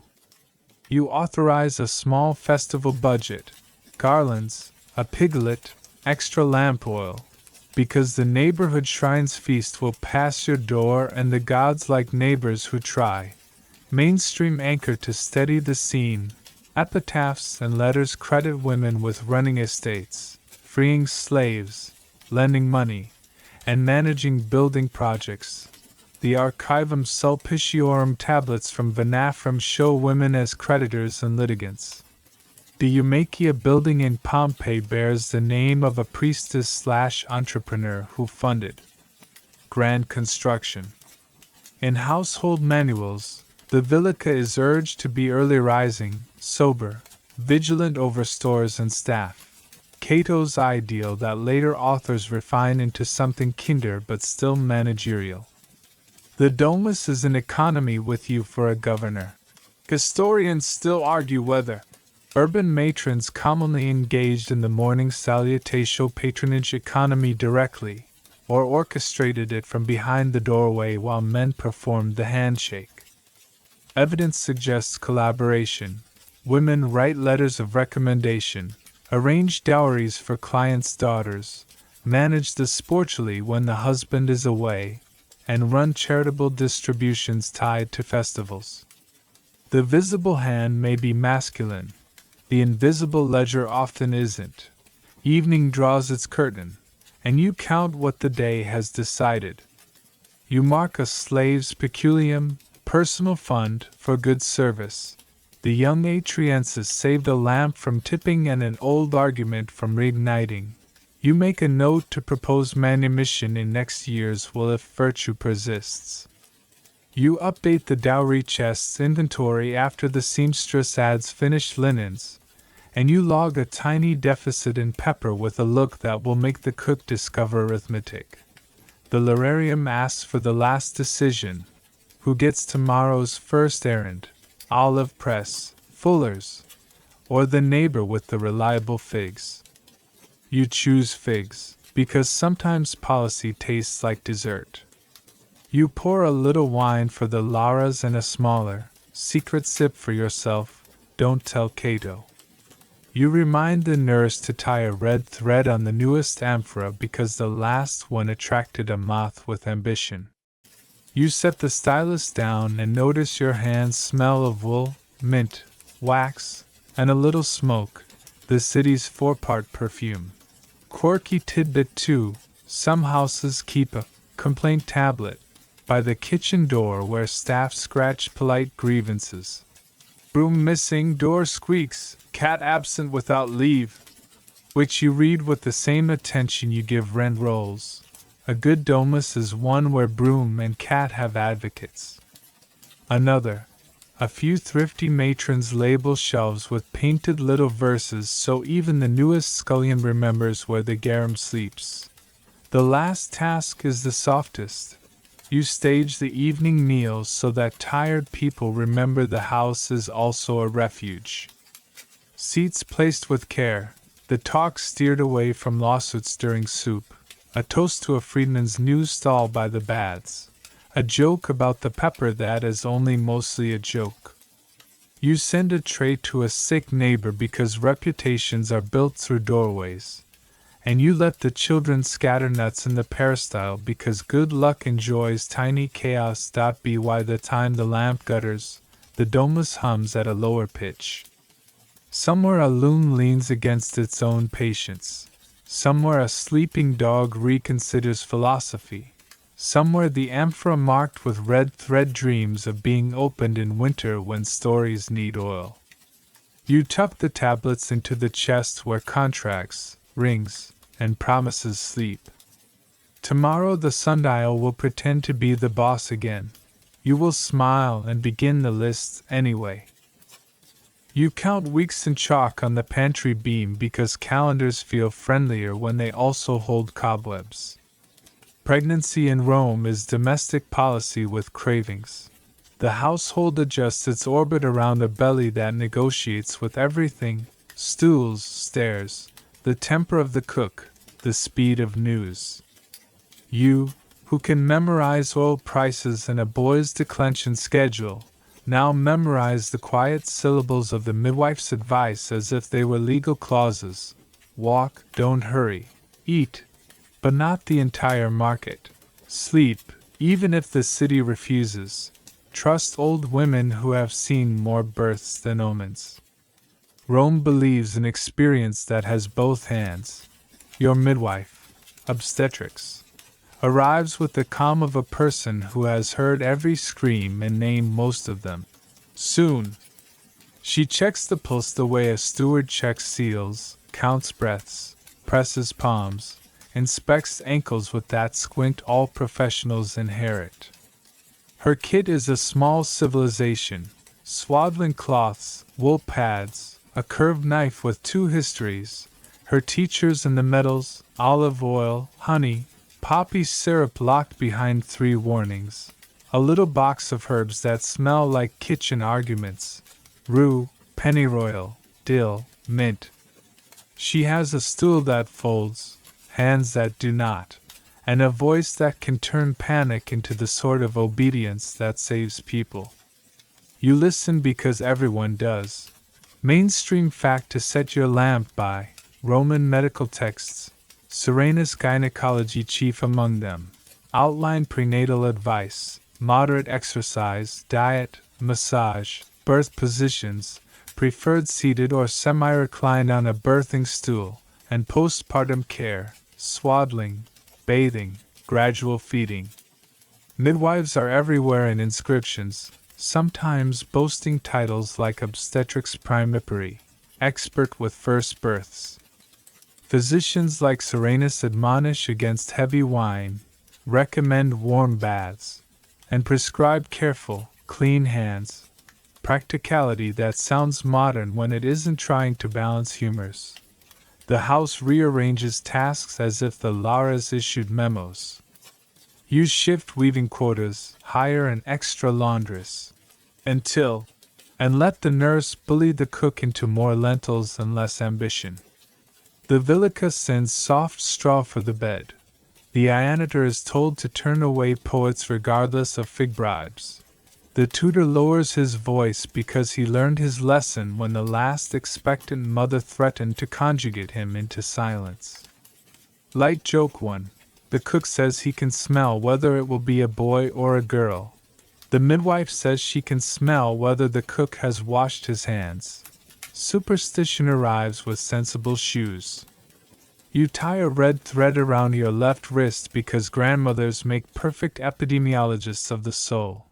You avoid funerals and men who boast loudly. You step over thresholds slowly and backwards if the day looks edgy. A charm. Tiny bronze hand with thumb tucked, the mano fico, or a fig leaf, hangs near the bed because you will not give the evil eye an easy angle. You keep a sprig of rue by the window and forbid anyone to say, "easy birth," out loud. Rome knows fate is a jealous clerk. Historians still argue whether talisman use, amulets against the fascinum, protective not work, inscriptions invoking Sylvanus or Juno Lucina, meaningfully altered behavior or simply made nerves bearable. The archaeological record is loud with charms.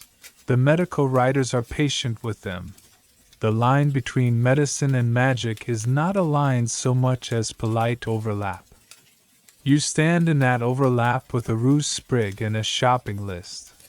When the hour climbs into the room like a decisive cat, the midwife stages a small theater of control. A chair, birthing stool with crescent cutout, faces lamplight. 2 helpers steady knees with hands that know when to press and when to pray. Warm oil, warm water, warm words. The midwife guides with fingers and quiet, asks for silence when muscles must listen, scolds the helpful aunt who confuses commentary with competence. If labor lingers, she recommends walking the peristyle, slows circuits under the colonnade, hand brushing cool column drums in a rhythm that makes pain behave. If the gods insist on a harder drama, she calls for the physician and his bag of sharp interventions you would prefer remain theory. Light joke 2. A neighbor offers to fetch a poet for encouragement. The midwife says no house needs hexameters at a time like this. Light joke 3. The Ianitor reports a man at the door selling easy birth incense. The nurse offers to demonstrate the opposite. Serenus recommends, and your midwife echoes, that newborns be tested gently, crying, grip, movement, before a small bath in warm water, not too hot, with salt rubbed on gums and limbs if the family believes in firmness sold as love. Olive oil massages, swaddling that persuades limbs to remember the not-yet world, and a soft wool cap that grandmothers swear prevents drafts and poets. You whisper the name into the baby's ear, then into the room, and the room changes key. Mainstream anchor, spare as a cradle, the dies lustricus, naming and purification day, arrives on day 8 for girls, 9 for boys, common practice, not law, with friends, wreaths, little gifts, and a tiny sacrifice at the lararium. The child receives a bulla, a protective locket of leather or gold, hung at the neck, to be worn until the toga of manhood or marriage. Neighbors pretend it is mostly religion. Mothers know it is also a party that exhales fear. Mortality leans in at the edges of joy because Rome lives without anesthesia for fate. Childbed fever, hemorrhage, obstructed labor. Your midwife knows these enemies by name and gesture. She has linen boiled, hands scrubbed, instruments oiled, vinegar ready.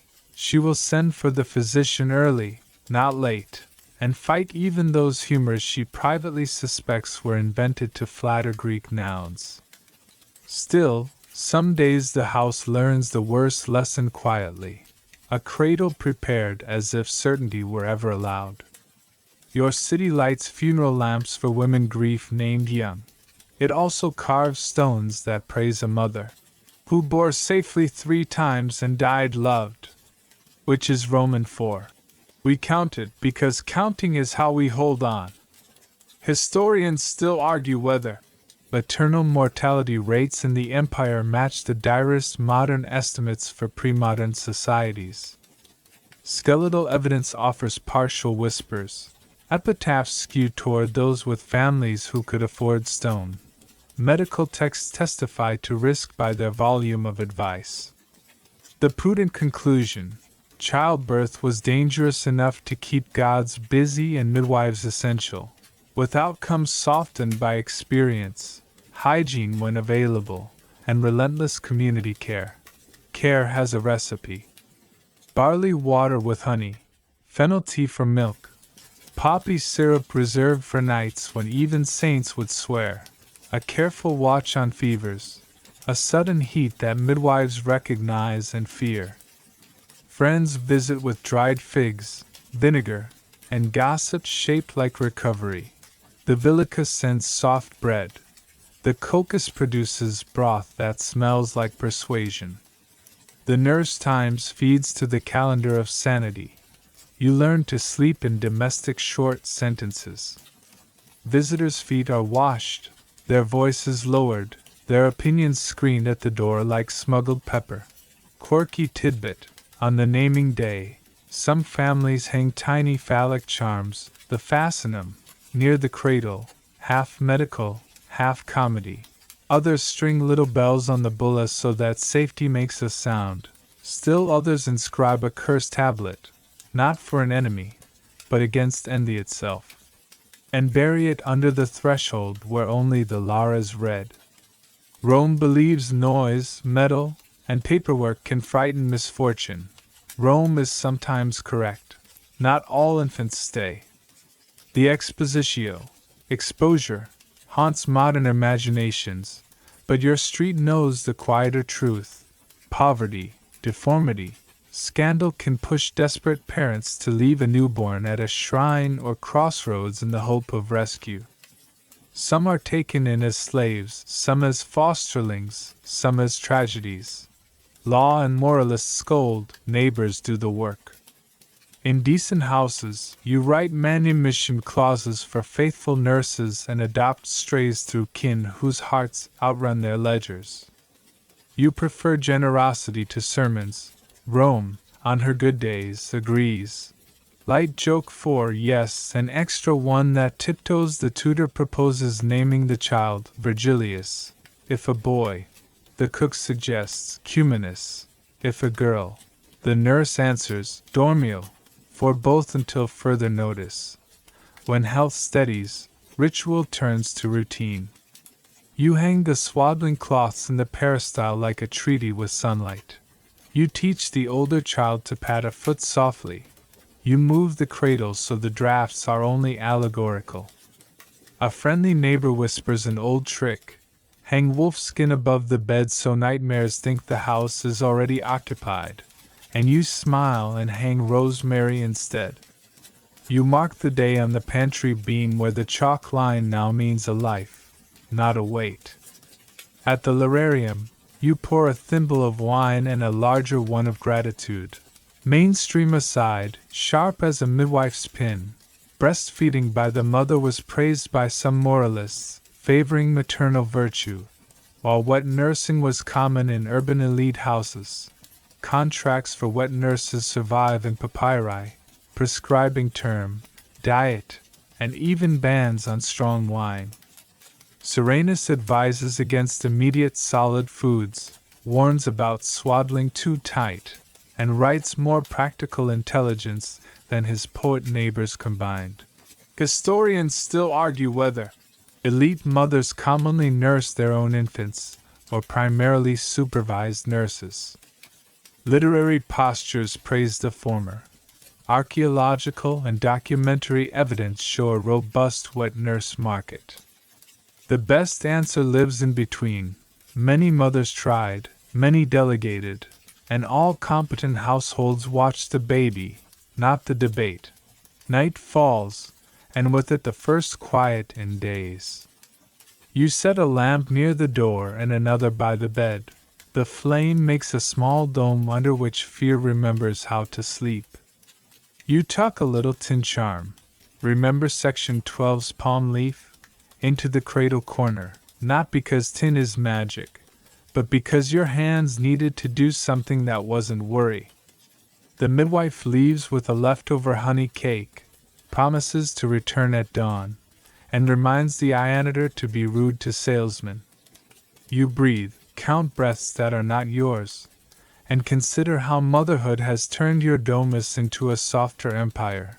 Same ledgers, kinder margins. Tomorrow you will write the name on the tablet for the dies lustricus. Choose a bullet cord that won't itch. Thank the Laras with saffron if the purse allows, and send a tray to the neighbor who brought fennel at the exact right hour. Tomorrow you will also tell the cook to stop predicting children by stew. Tonight you let the city shrink to a room, the room to a cradle, and the cradle to a breath that stitches the house to the future with a thread finer than anything in the weaving room. You open a wax tablet and feel a small empire blink awake. Roman childhood is measured in lines you copy straight, pebbles you move across a counting board, and the rhythm of adults saying, again, with the patience of craftsmen. The house is a school with bread, the street is a school with consequences, the forum is a lecture you can hear from the curb. You grow up by degrees, first letters, then numbers, then names you're expected to admire without yawning. Somewhere in the middle, you learn to hold a reed pen the way a legionary holds a pilum, balanced, pointed, and aware that ink stains are a kind of campaign. The morning teacher is the literator, shepherd of the youngest. He traces letters with your hand until muscle remembers before pride does. The alphabet is a chant, then a staircase, then a courtyard you can cross without tripping. Syllable drills follow. Baby you like a gentle drumline, before simple maxims march by in their little sandals. Honor your parents, rise early, avoid bad company. Which in the city means people who sell unwatered wine or poetry before noon. He introduces a wax tablet like a treaty. You copy, he praises, you scrape, he nods, the tablet forgives, the day begins again. Mainstream fact, steady as a school bench. Elementary instruction in Rome typically occurred with the literator, basic literacy and numeracy, often in a rented space or a house doorway. The calculi, pebbles, and abacus boards trained arithmetic. Reading moved from syllables to maxims and then to poets. Girls in respectable households often learn to read, write, and count, especially those who would manage property, though depth varied by class and ambition. Boys with means advance to the grammaticus, then, for the elite, to the reader. You graduate to the grammaticus when verbs begin to look judgmental. He dresses your day in Virgil and Terence, tying grammar to glory with a string that tugs pleasantly. Meters become the city's other heartbeat. You parse a line, then a life.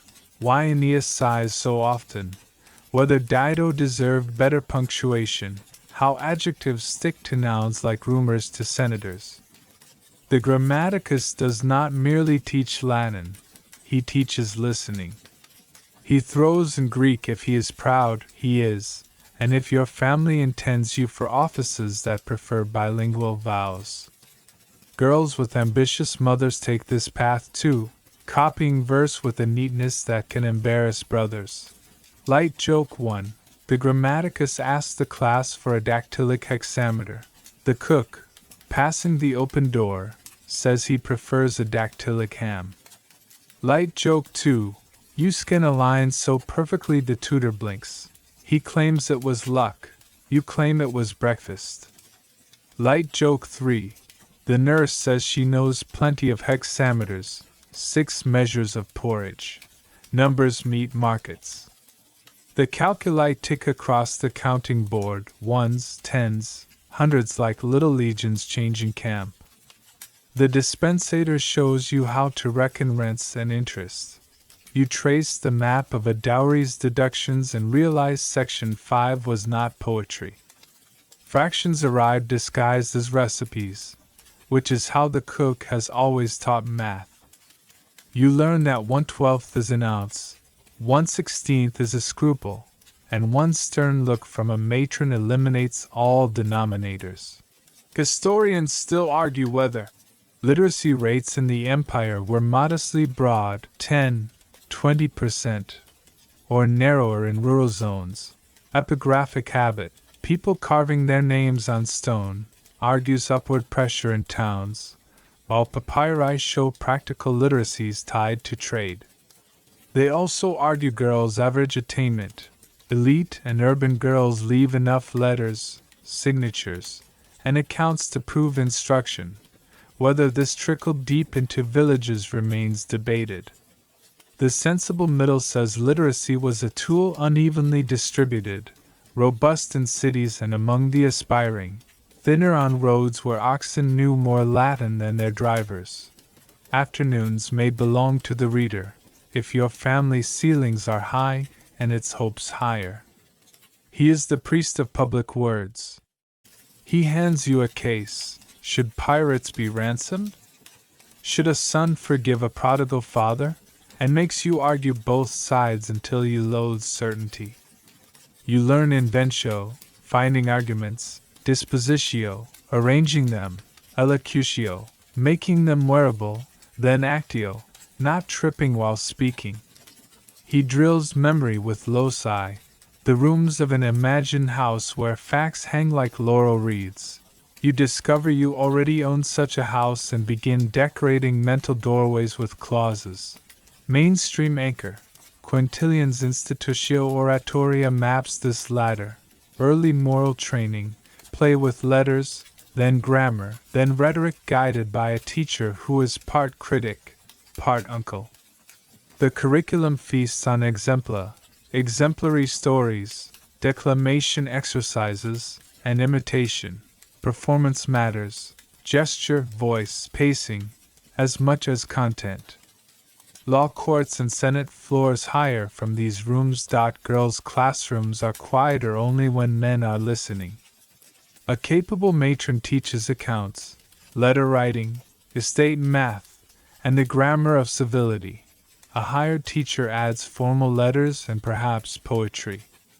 Some girls attend the same grammaticus as brothers, sharing benches and side eyes.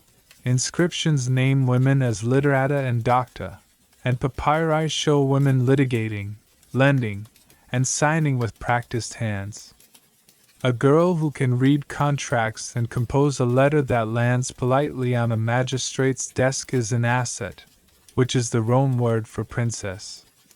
Historians still argue whether female rhetorical training extended beyond epistolary polish.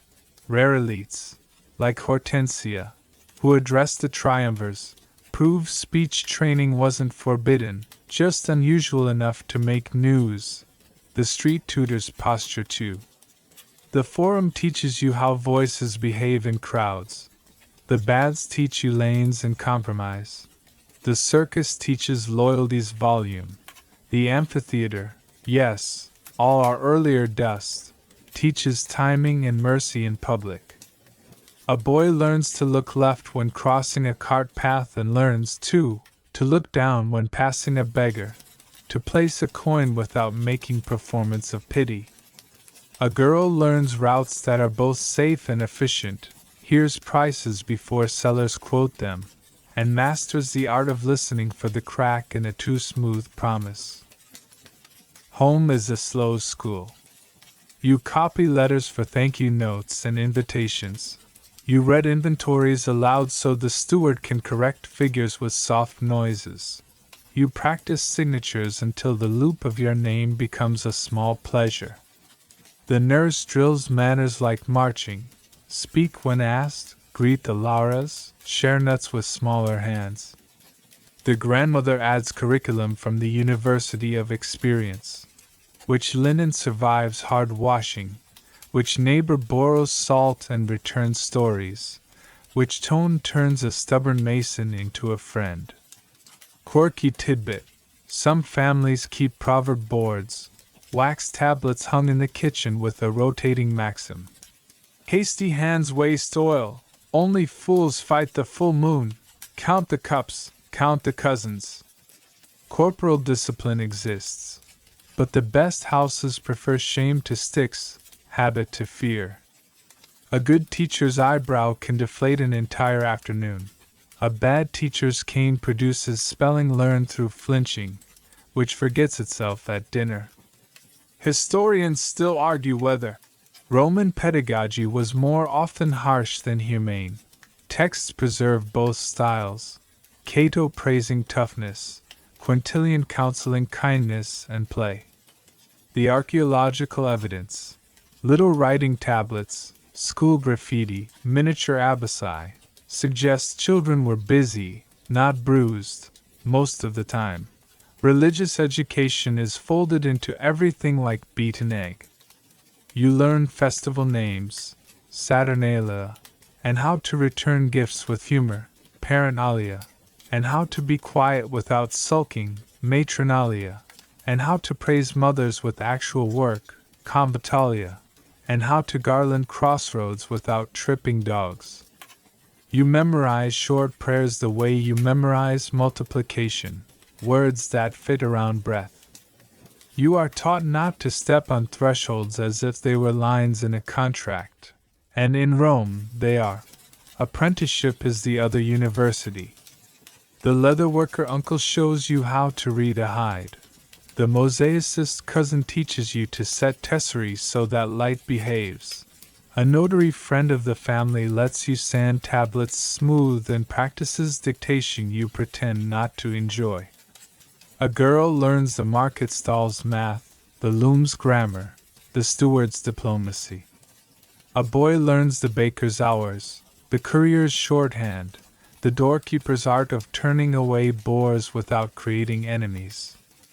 You realize work is just education that invoices you. Light joke 4. The tutor says silence is golden. The nurse says silence is suspicious. Light joke 5. The literator forbids left-handed writing. The boy asks if the gods mind. The literator says the gods write with both. Light joke 6. The reader corrects your gesture. You correct his taste in cloaks. He awards you an A for courage, a C for prudence. Milestones punctuate the syllabus. The bulla hangs at your neck until the day of the toga virilis. You process with family to the capital or a local shrine, offer sacrifice, and exchange the child's locket for a new identity. Friends press little gifts into your palm. You learn to keep your face solemn while your stomach negotiates with cakes. For girls, there is less marble and more linen, a doll left at a shrine when marriage approaches, a comb gifted to the Lauras, a dowry chest checked for the 20th time with the satisfaction of a merchant closing a good deal. Both rites say the same thing with different props. Childhood is a scaffold. Step carefully off. Mainstream aside, neat as a copybook. The toga virilis rite appears in literary and epigraphic sources. Boys register as citizens. Names are added to tribe lists. The bulla is dedicated to the household gods. Girls' transitional rituals are sparsely described but present, dedicating toys, moving from child's garb to matron's modest dress. Apprenticeship contracts and school graffiti round out the picture. Learning leans practical. Even poetry is a tool. Historians still argue whether Roman childhood was shorter than ours in practice. Did labor and marriage compress youth, or simply different in tasks while preserving play? The toys, knucklebones, dolls with jointed limbs, schoolyard sketches, and pet epitaphs, for dogs with names like Lucky and Barker, argue strongly for play.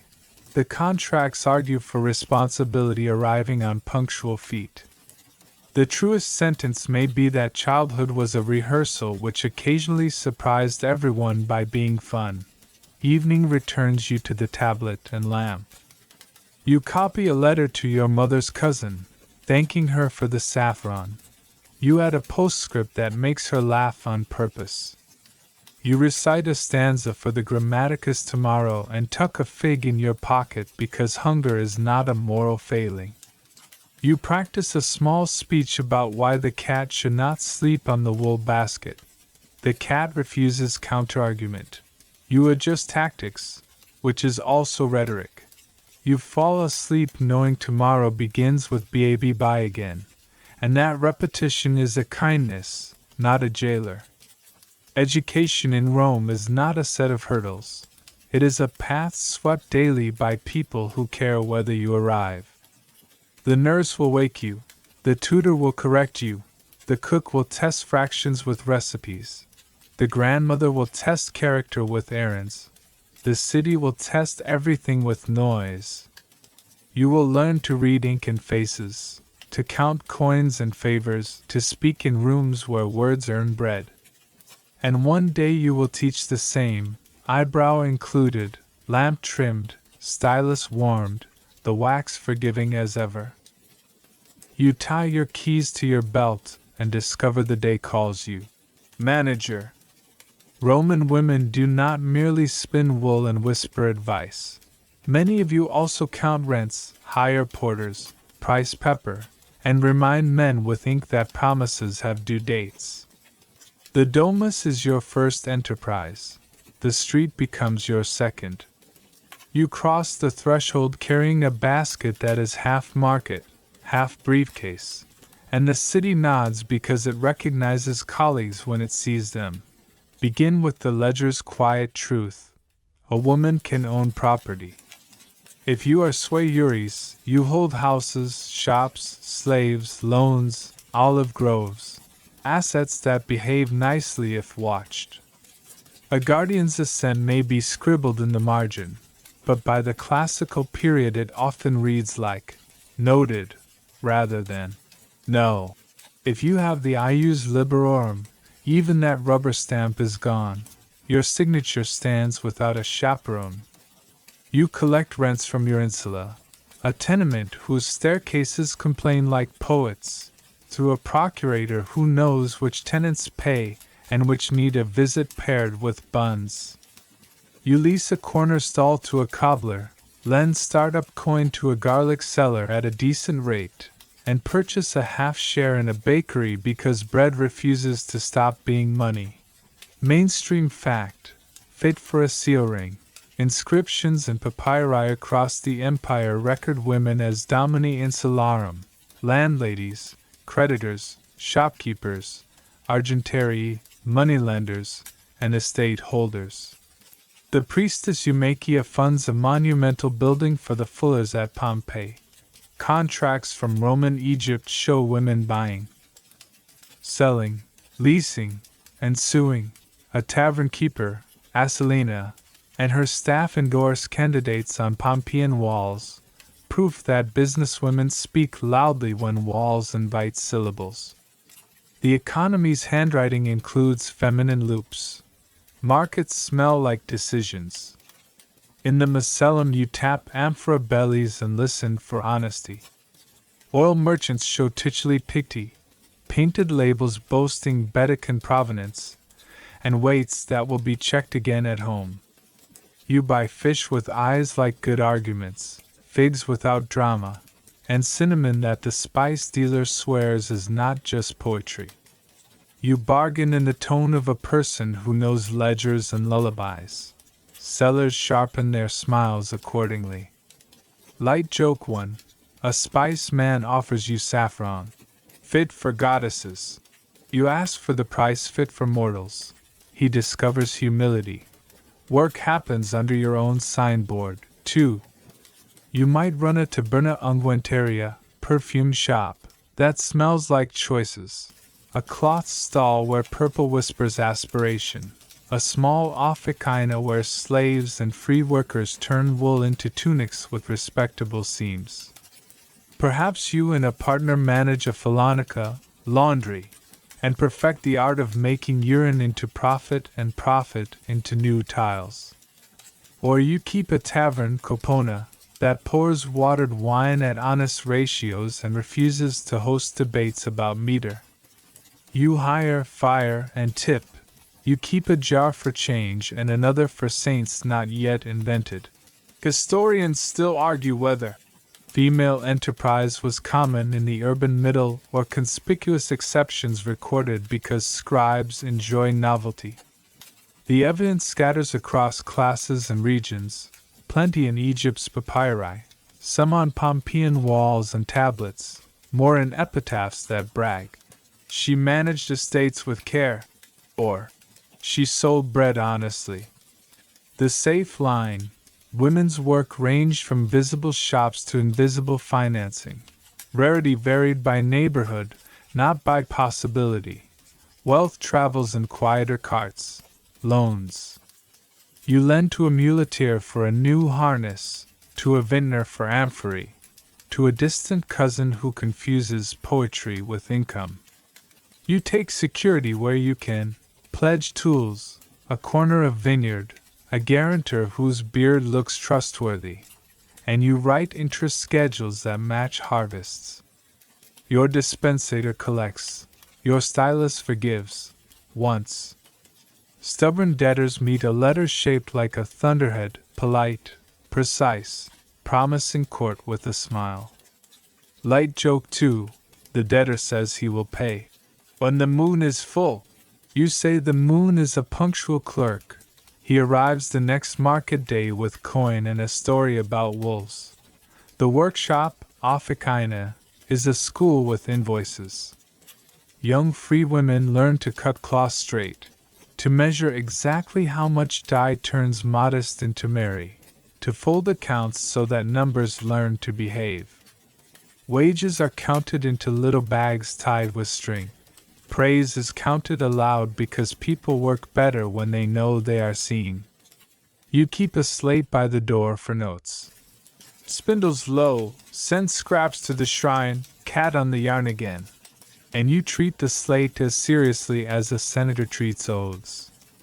The best shops invent rituals that keep hands honest and lungs laughing.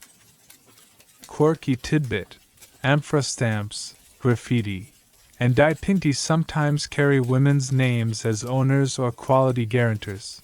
A few oil lamps brand themselves with a mistress's mark. A bread stamp might announce, of Saturnina. So when loaves go out the door, your reputation travels faster than the smell. Another, tavern tokens with Venus or grapes buy drinks in advance. Rumor says yours show a palm branch because you like tidy ledgers and symbolism. Property is only half the empire. Labor is the other half. You manage enslaved workers with a trainer's firmness and a broker's patience. A loyal nurse gets a peculium, personal fund, and a manumission clause in your will because gratitude spends better when structured. A literate tabularia clerk tallies everything from pepper grains to lawsuit fees. A capsaria mends not just tunics but tempers.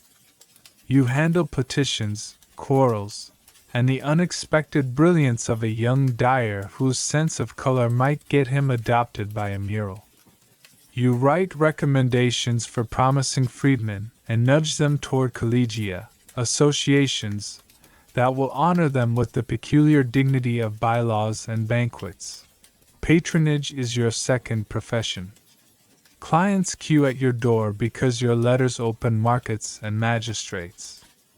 You arrange dowries for the daughter of a porter who ferried messages for 10 winters. You recruit subscribers for the shrine's new garlands.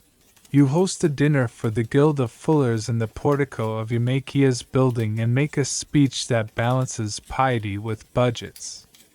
Historians still argue whether Women's patronage was confined to piety and charity, or reached deep into commercial networks and politics by other means. The answer keeps arriving with engraved names on buildings.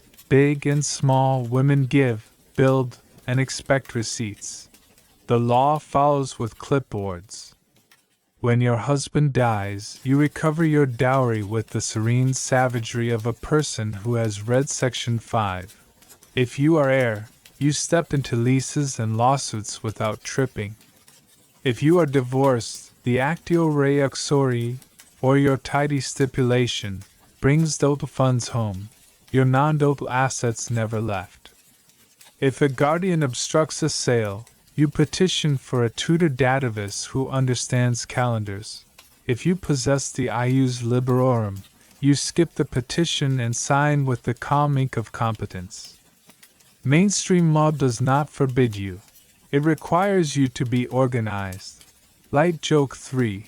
A banker calls you, sir. By habit, you reply. Interest rates are not gendered.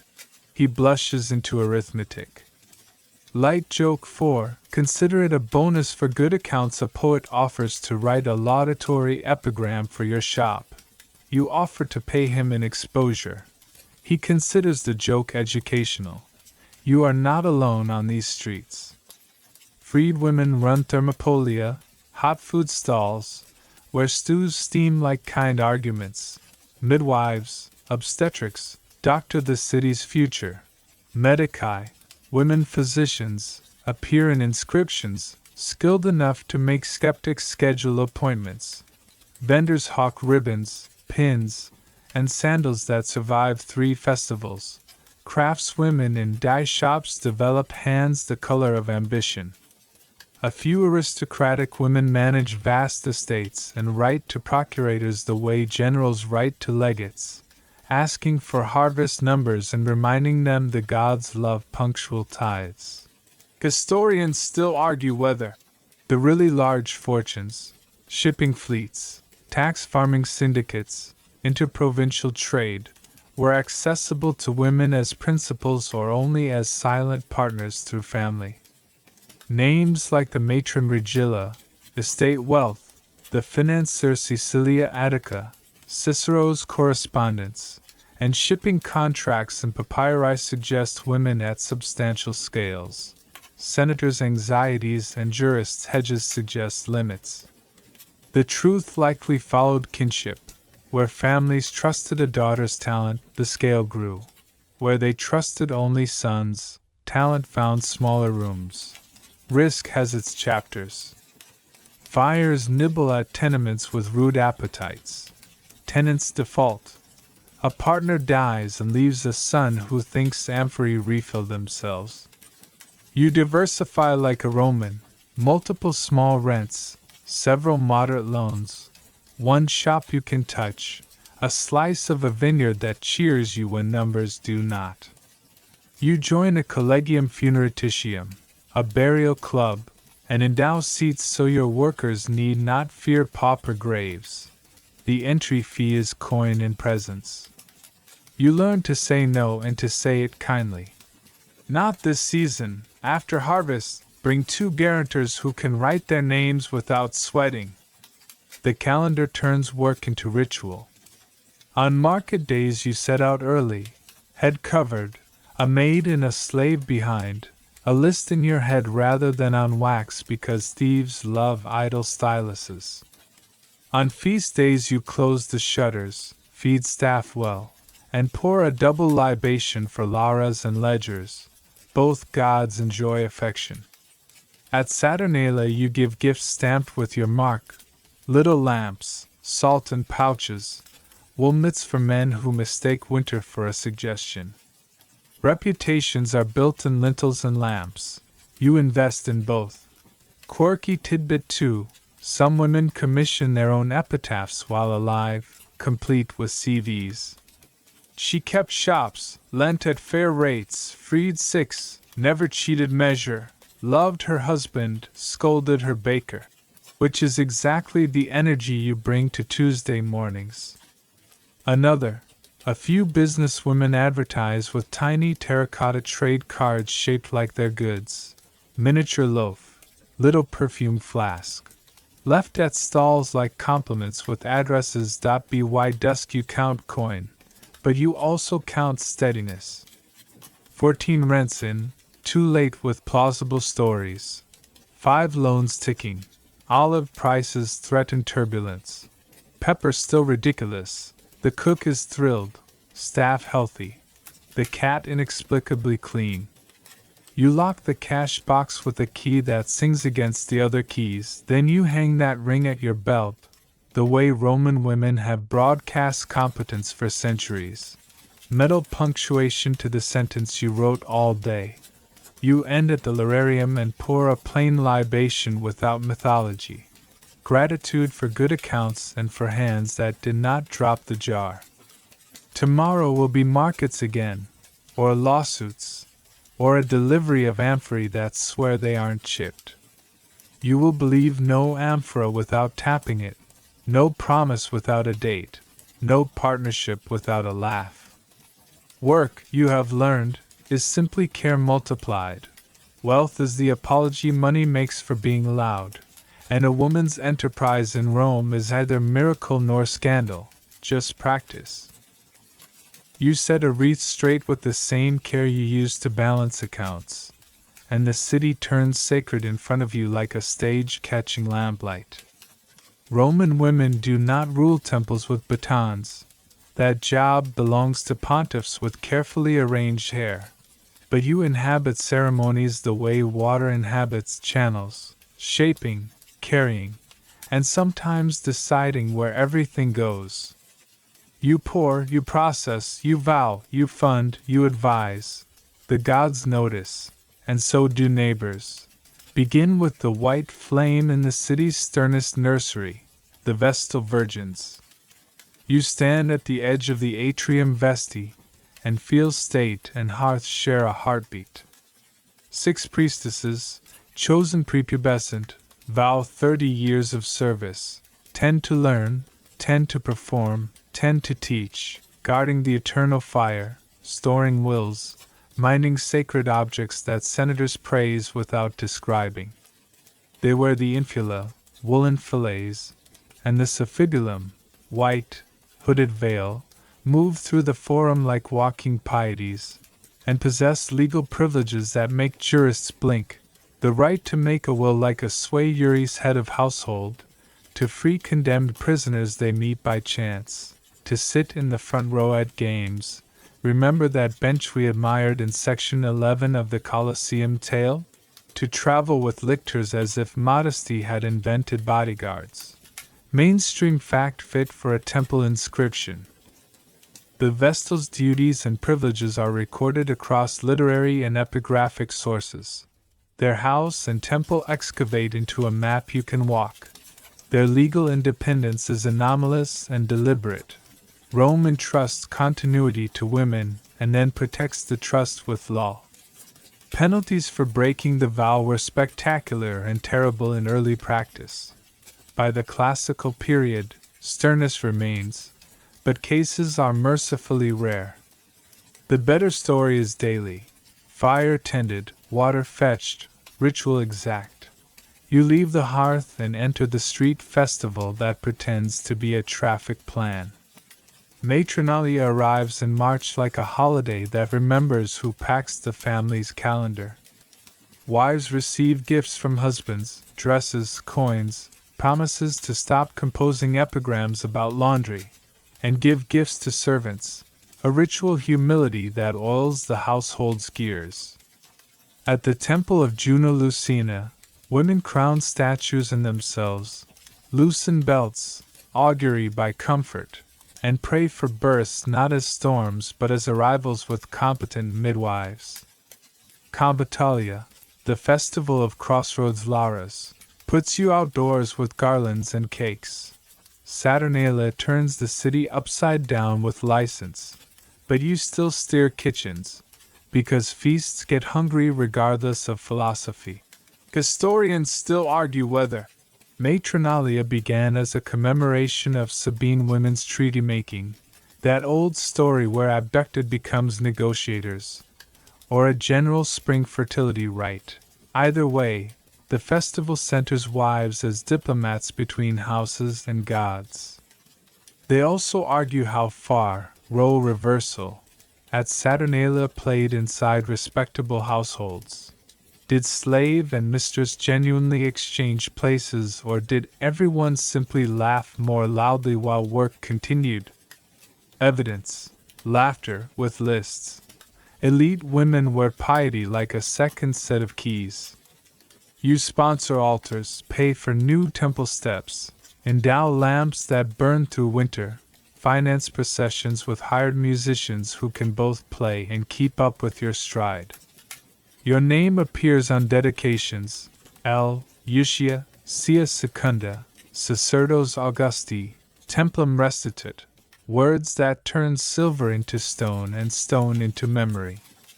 Eumakia in Pompeii funds a grand hall for the Fullers and signs the facade with her title, Sacerdos Publica. In towns across the empire, sacerdotes Augustales, often freedmen, sometimes women associated with the imperial cult, stage ceremonies where loyalty and incense share budgets. Mainstream anchor, municipal inscriptions across Italy, Africa. And the Greek East name women as priestesses of traditional deities, Ceres, Juno, Venus, and of the imperial cult. Titles like Sacerdos Publica, Flaminica, and Hieria in the East, record tenure, gifts, and processions. In the imperial house, Livia and later empresses accumulate honors. Augusta, priestess-like roles, statues in temples, blending family, politics, and cult so seamlessly that prayer and policy start to pronounce each other's vowels. You step into women-only sanctuaries where male rumor stops at the door. Bona Dies rites, conducted at night in December in the house of a magistrate, exclude men absolutely. Music, incense, and offerings turn the home into a temple that politely forgets owners. The scandal under Clodius. He is said to have crashed the rite in disguise to pursue an affair and, more importantly, to humiliate a rival, teaches how sacred spaces can become courtrooms. The aftermath is a parade of prosecutions and gossip. The lasting point is that some rituals are female by design, not by accident. Light joke 1. A neighbor asks what happens at women-only rites. You offer him a recipe for bread that never stales. He understands that mysteries remain mysterious. Light joke 2. A pompous cousin declares that without men, ceremonies lack dignity. The cook reminds him who keeps the lamps full. Light joke 3. A poet asks permission to write about Bona Dea. You hand him a broom instead. He composes humility. Roles multiply with the calendar. The Flaminica Dialis, wife of the Flamen Dialis, Jupiter's high priest, shares priestly taboos and honors. She must be conferiata, wear distinctive dress, perform sacrifices that require her, and observe rules that range from solemn, no divorce, to tenderly odd, her hair combed with a special knife on ritual days. The Salier matrons participate in feasts. Ceres priestesses oversee rites that remember famine and its fixes. In the Greek East, high priestesses of the imperial cult manage festivals that look like political conventions disguised as weddings. You discover that religion is logistics that learned choreography. Historians still argue whether these public religious roles translated into direct civic power, votes, decrees, or operated as soft influence, seating, speeches, purse strings. The inscriptions speak loudly in coin and stone. The law is quiet but permissive. Women cannot hold magistracies, but they can endow, admonish, and appear with authority that melts obstacles. The Vestal's right to free a condemned man by chance encounter is legal lightning. Other priestesses' influence is a slower weather that still waters fields. Imperial women turn piety into policy in plain view. Livia dedicates altars, receives sacrosanctitas, and becomes Augusta. Antonia Minor and Agrippina the Younger catch rays of divinity from husband, son, and their own staged virtues. Statues of empresses appear in temples with inscriptions that teach cities how to flatter effectively. When an empress funds grain, repairs a temple, or appears at a rite, she scripts an image of care that makes petitions easier for her clients. A smart matron in a provincial town copies this.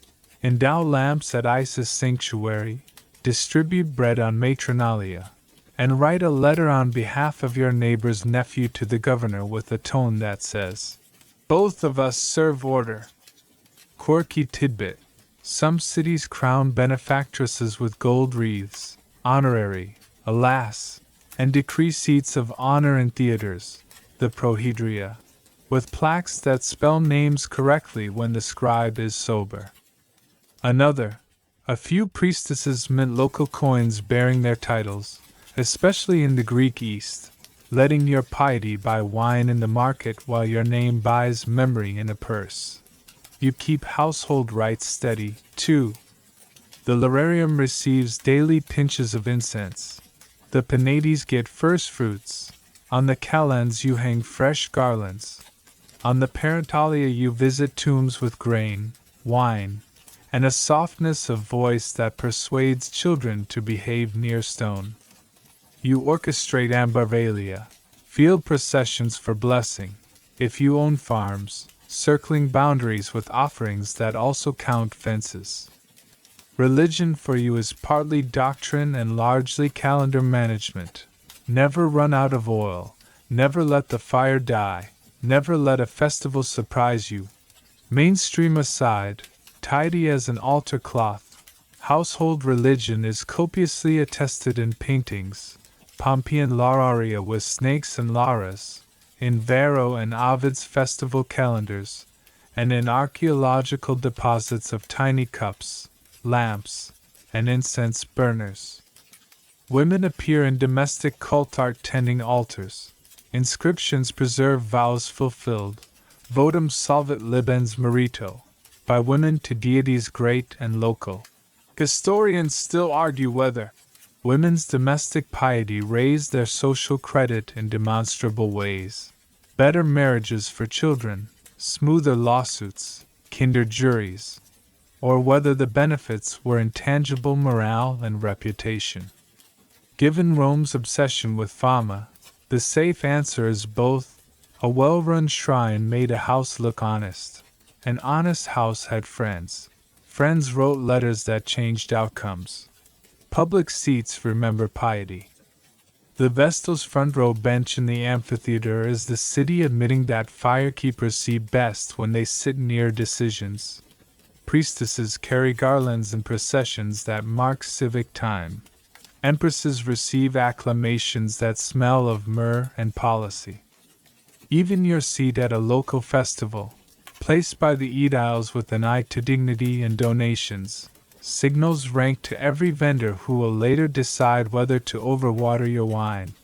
Light joke 4. A bonus because festivals are generous. A magistrate thanks you for paying for extra musicians. You reply you were paying for fewer speeches. Light joke 5. The augur claims the birds predict rain.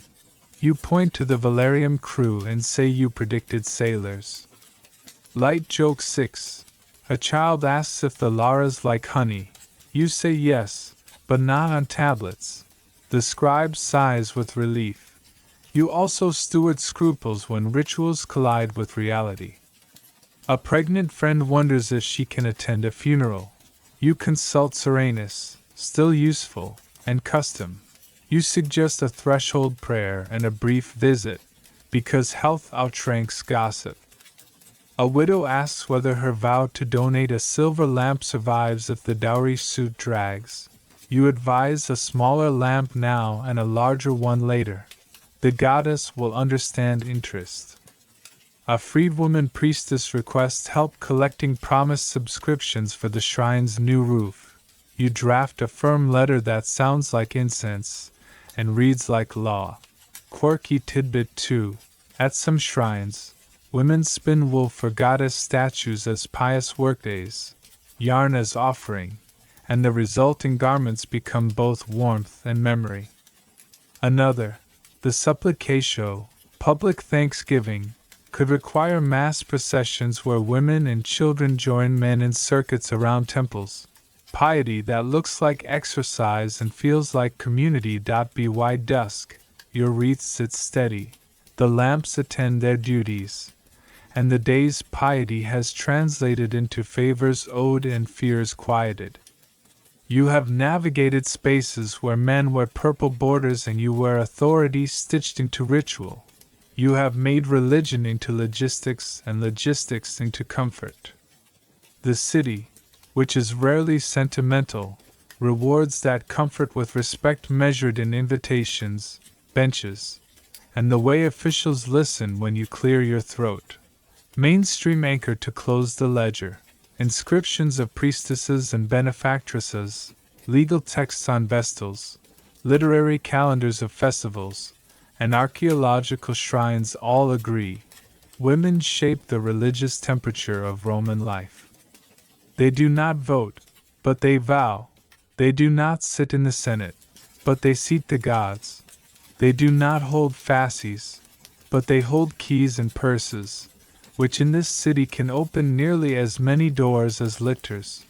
You touch the lararium one last time, grease the lamp's wick with a familiar pinch, and feel the day's weight turn into the night's watch.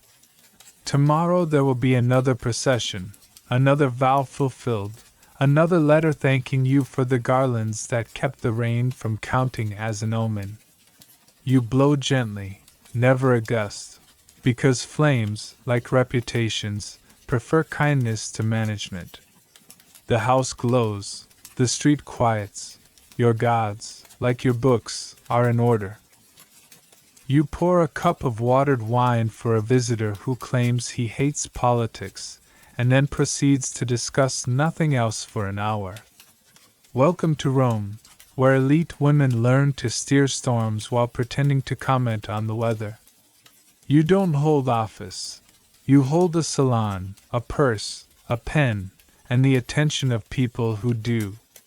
Power arrives as a guest at your dinner and leaves as a favor you can cash at dawn. The trick is to make it look like courtesy. Start with your address book.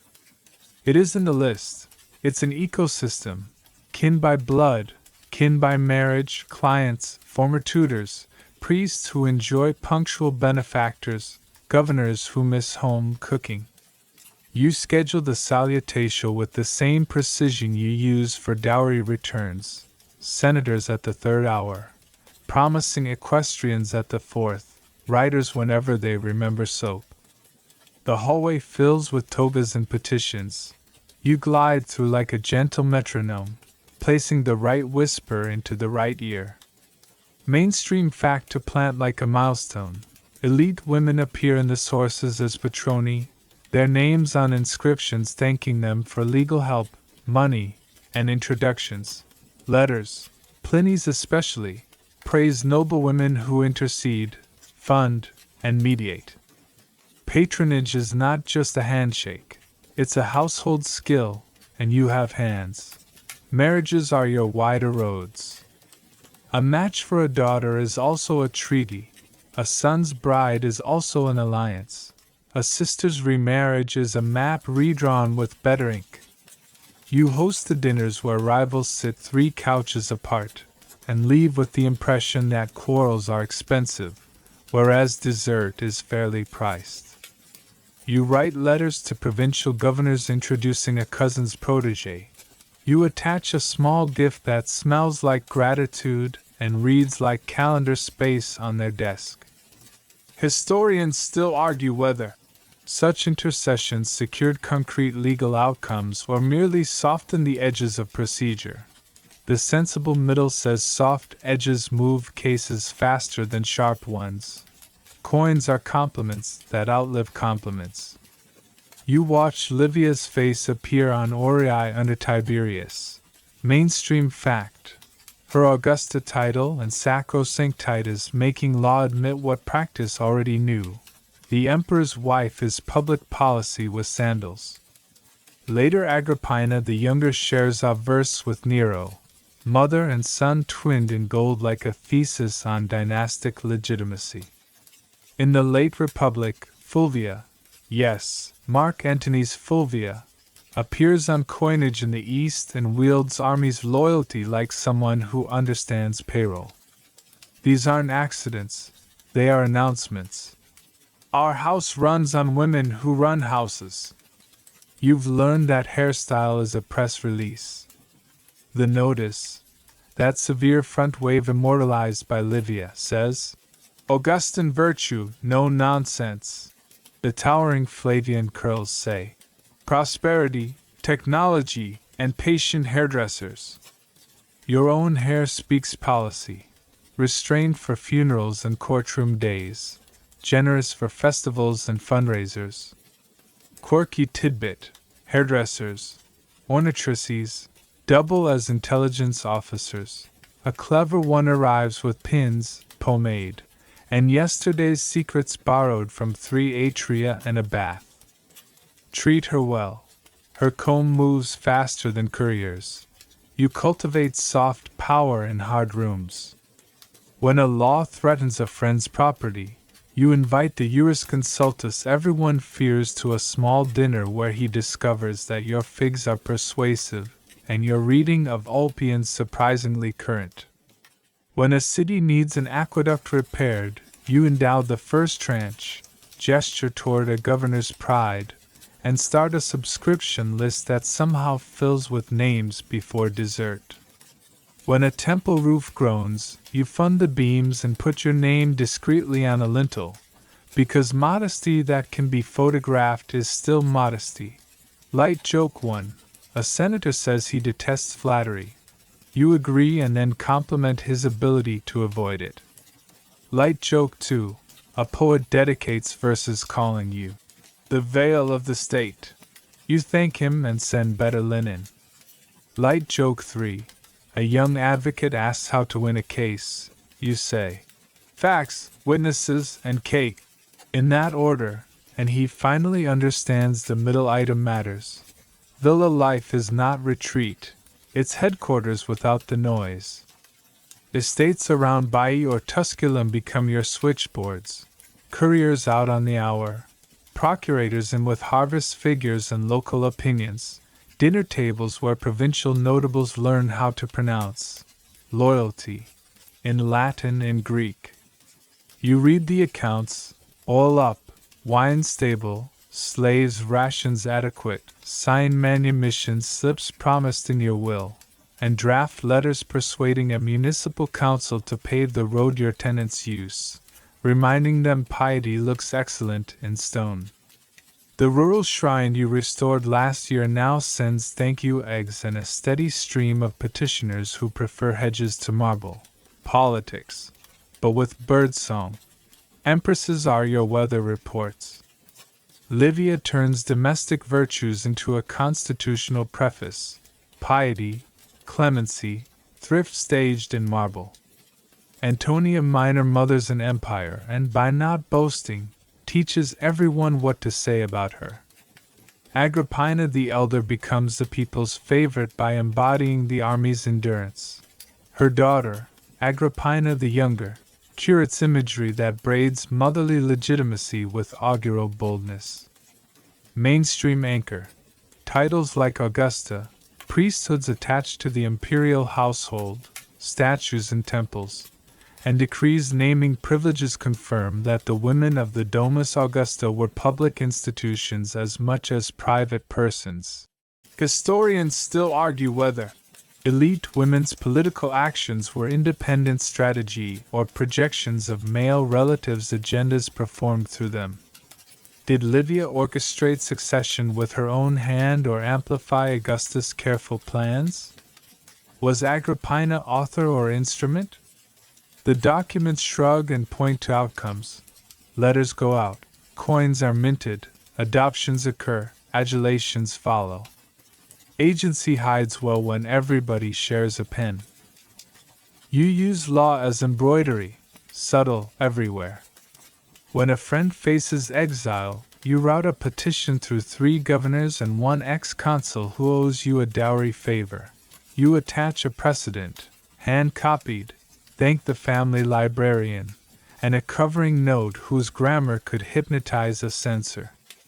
When widows need guardians who won't treat their chests as pantries, you convene a small panel of acceptable men and make it clear that their reputations will be graded in public.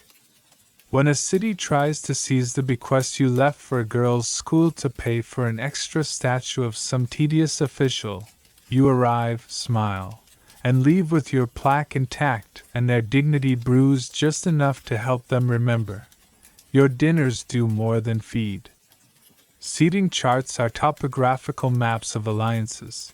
The short couch near the door is for a man you're rehabilitating. The warm lamplight on the far wall flatters a couple whose quarrel needs to end before their feud becomes municipal. You mix diners who disagree but enjoy olives the same way.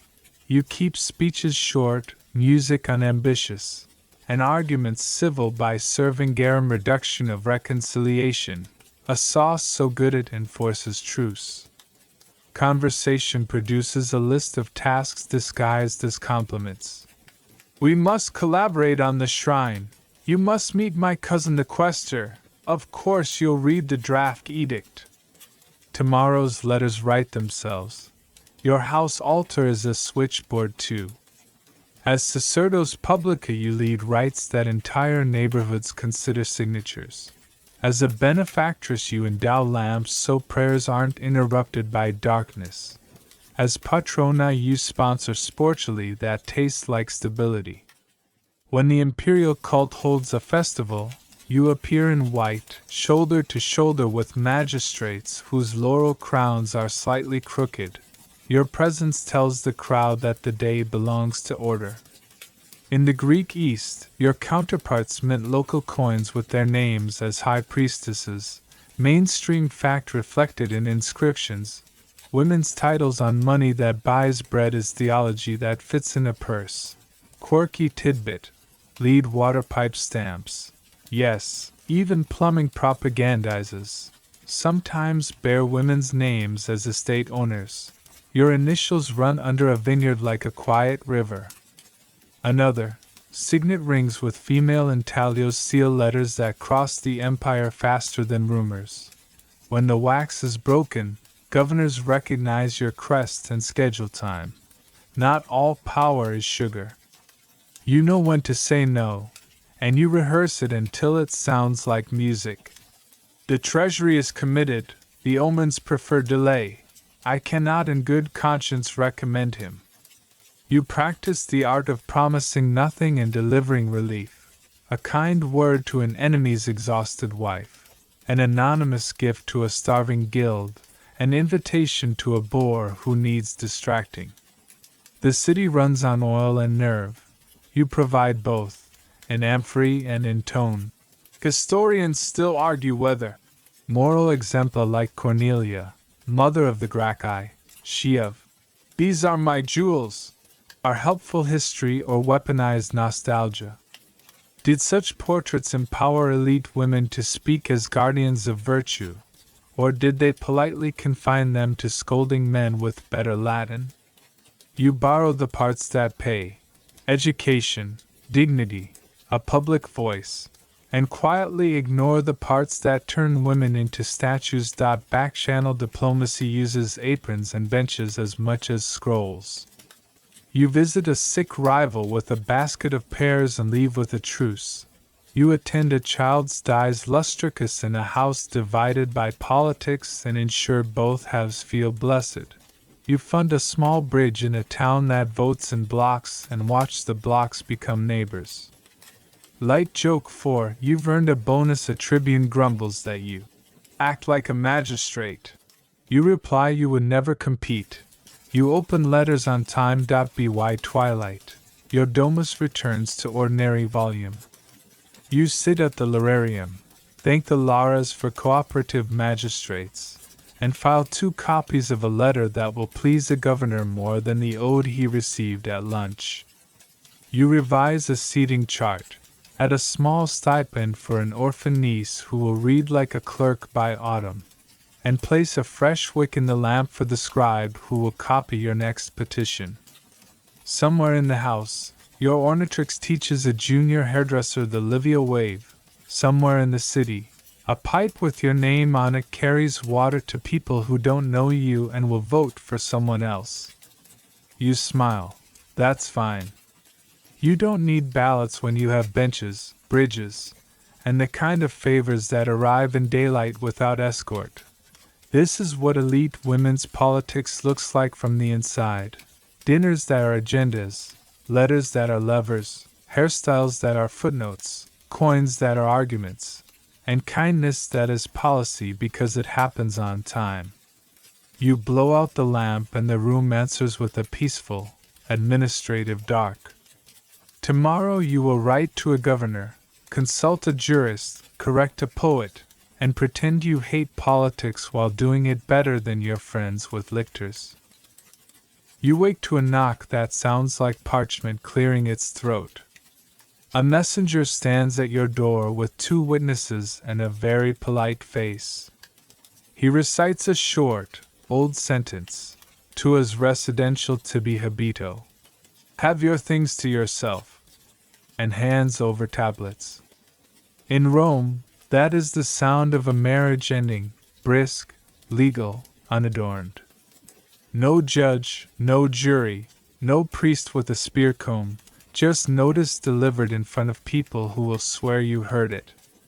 You have lived long enough with ledgers to recognize the style, decisive, documented, and already moving on to the next entry. Mainstream fact to steady the floorboards.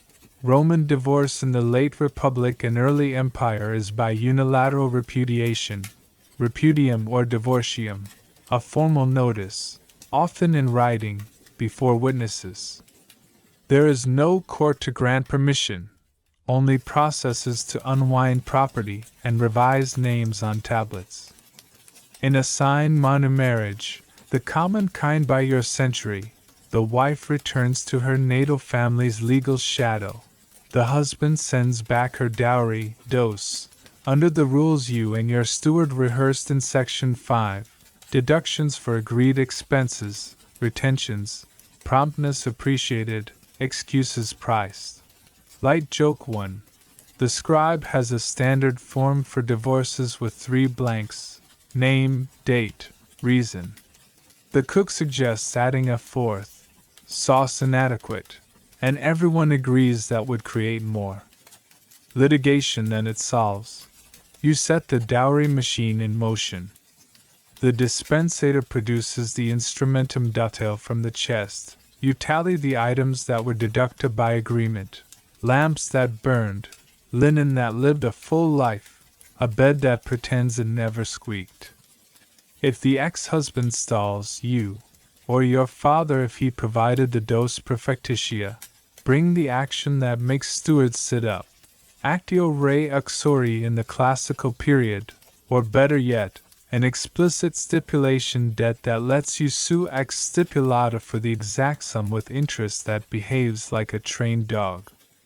Good contracts mean shorter quarrels. Shorter quarrels make better neighbors. Historians still argue whether divorce rates were genuinely high among Rome's elite or merely conspicuous. Letters and jokes love dramatists. Stones are quieter. Evidence shows serial marriages among senators and equestrians, especially where politics needed new alliances.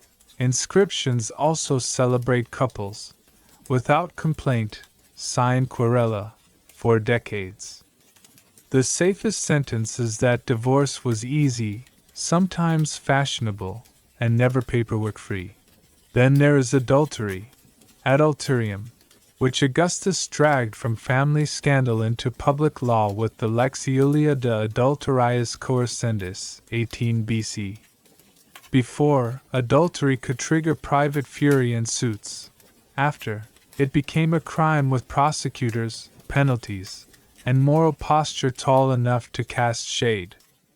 A married woman caught in adultery, and her partner, could face relegation, exile, and property loss, half the wife's dowry and a third of her goods, half the man's property, numbers that make mathematicians respectful and libertines thoughtful. Men's conduct? The law targeted sex with another man's wife. Affairs with slaves or prostitutes still counted as sin in poetry, not adulterium in court. Sex with a freeborn unmarried woman fell under stuprum, another charge with its own growl. Mainstream anchor, firm as a seal ring. The Lex Julia required a husband who discovered his wife's adultery to act, divorce, and prosecute within set periods, or risk lenocinium charges, pimping, the offense of profiting by or tolerating her offense. The paterfamilias could prosecute if the husband waffled. Penalties included relegation to different islands. The Romans even make exile tidy, and property fractions that lawyers still quote for sport. The point was policy: promote marriage, punish scandal, make morality a spreadsheet. The law also recognized the heat of discovery in the least tidy room in the house. Caught in flagranti under limited, ugly conditions, the paterfamilias could kill both his daughter and her lover with impunity. The husband could kill the lover only if he was of disgraceful status, slave, freedman, actor, and only under the husband's roof. Otherwise he could detain the pair and call magistrates. By the classical period, custom and scrutiny fenced these ferocities. Rage had to read the footnotes. Still, the clause sits there like a thundercloud in a lawbook. Light joke too.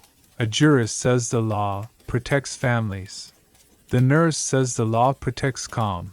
The cook says the law protects table knives from becoming exhibits. Procedure has a calendar. The husband has 60 days, sources vary. Jurists bicker, to initiate prosecution after divorce. If he fails, others may bring action, and he risks lenocinium. The paterfamilias has priority. Public prosecutors enter if family refuses or delay looks like strategy. Trials turn into theater. Slaves interrogated under torture for testimony. A Roman cruelty that makes decent houses whisper disgust. Letters read aloud with blushes. Neighbors remembering noises with surprising precision. Judgments consign adulterers to separate islands. Ovid's Metamorphoses not included, and reassign estates according to fractions laid down with musical sternness. Historians still argue whether Augustus' adultery law curbed behavior or simply improved hypocrisy. Evidence suggests a short-term frenzy of prosecutions, then practical boredom, elites adjusted, jurists refined, comedians enjoyed the new material. Later emperors tinkered. Constantine would ramp penalties Christian-ward. But in your century the Lex Julia stands as moral arithmetic enforced with public ink. You ask? Or someone less polite asks, about men. The law's asymmetry is frank. A husband's liaisons with slaves or prostitutes do not constitute adulterium. With a married citizen woman they do. With an unmarried freeborn woman, they may be stuprum, debauchery, a different track with its own prosecutions and reputational mildew. Moralists roar at male wandering. Jurists grade it. You will make your own household policy stricter because fairness sleeps better when it isn't negotiating with nouns. Divorce, meanwhile, is ritual reduced to logistics. A wife can initiate as easily as a husband. Notice, witnesses, done. She may send back the keys and take back the spinning basket, a domestic gesture that says, "Your linen is now your linen." Children follow the father legally. Arrangements and practice factor mercy. age, and grandmothers with opinions. You retrieve your dose. You keep your non-dotal property. You audit the silverware with an attention that would impress even the Laras. The threshold that once lifted you and now watches you leave with a dignity that refuses drama. Quirky tidbit. Some divorcing couples performed a private unknot, loosening the Hercules knot together to tame superstition, before handing it to a maid who promptly repurposed the cord for tying up herb bundles. The gods accept neatness. Herbs accept promotion.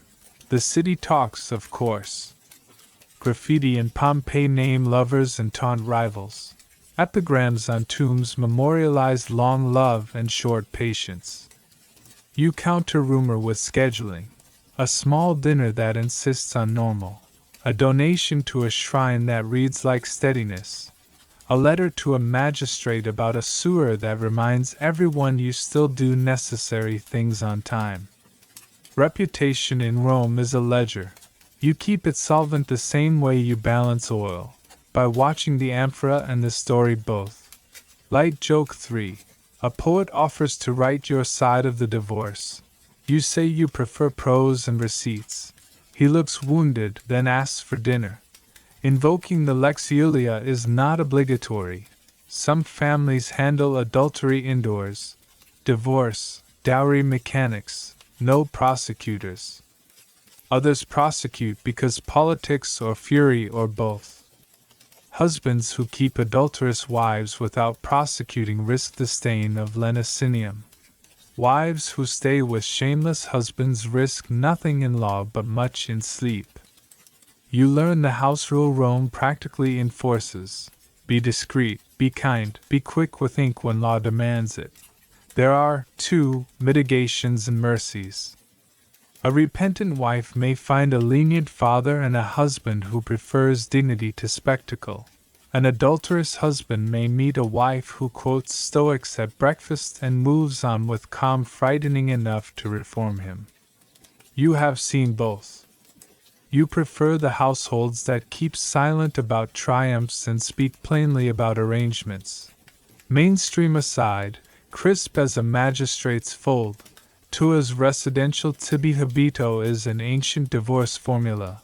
Repudium is attested across juristic and literary texts. The lex Iulia sets the machinery of prosecution, deadlines, and penalties. Lenicinium appears in indictments scolding husbands who tolerate profitable scandal. Stuprum prosecutes sex with freeborn unmarried women. Jurists map the ugly exceptions. For in flagranti violence that cities tried to keep rare with glare and law. Historians still argue whether Augustan moral legislation truly re-Romanized elite manners or mostly theatrically codified a nostalgic ideal. They also debate the exact fractions in dotal retentions across centuries and regions. Lawyers delight in fractions the way cooks delight in sauces. Papyri from Egypt, stones from Italy, and juristic treatises wag fingers at one another across time. You listen to all and then ask your steward what actually worked last year. By night, the house has a new weather. The lararium receives its pinch of incense.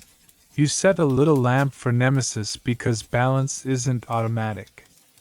You return a comb to the dowry chest and keep the habit of greasing the doorposts with oil, because doors deserve good manners even when people fail them. Tomorrow you will visit the tabularium to file the notice that completes the divorce's civic grammar. You will also send soup to a former mother-in-law because kindness wins arguments no statute can touch. The bed is your own again. The lamp's shadow is different and not unkind. You sleep and dream not of lawsuits, but of the saffron veil folded in section 6 and the way knots can be tied to hold or to release. Rome writes both functions into law. You learn to read both. If tomorrow brings a new betrothal, section 3 knows the choreography. If it brings work and quiet, section 10 pays the bills. If it brings scandal at a neighbor's, Section 11 has garlands and advice. You live in a city that codified endings so that beginnings wouldn't have to apologize. You exhale and let the lamp go dim on purpose. You open the storeroom and realize your household isn't just inventory and recipes. It's a map of ties, some chosen, some coerced, some stitched later with surprising tenderness. Rome calls the people you command familia as if the word could soften iron.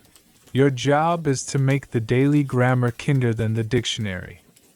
You keep lists, of course you do, but you also keep promises. And that is how a house learns to be more than payroll plus keys. Begin with the blunt sentence. Enslaved people do much of the work. They sweep, sew, tutor, tally, nurse. Some were born under your roof, some bought in markets that smell of sweat and salt and euphemism, some seized in wars whose histories pretend to be elegant. They have names that the city pronounces poorly and skills the city borrows freely.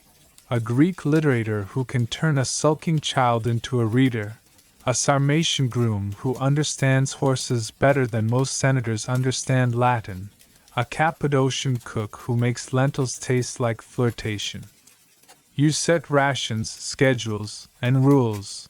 You also set tone, which is the difference between obedience and brittle silence. Mainstream fact to pin to the wall like a calendar. Roman law recognizes enslaved people as property, res, but practice carves out pockets of personhood. The peculium, a little estate, a master lets an enslaved person manage funds, run a shop, even own another slave, all at the master's sufferance yet often respected as routine.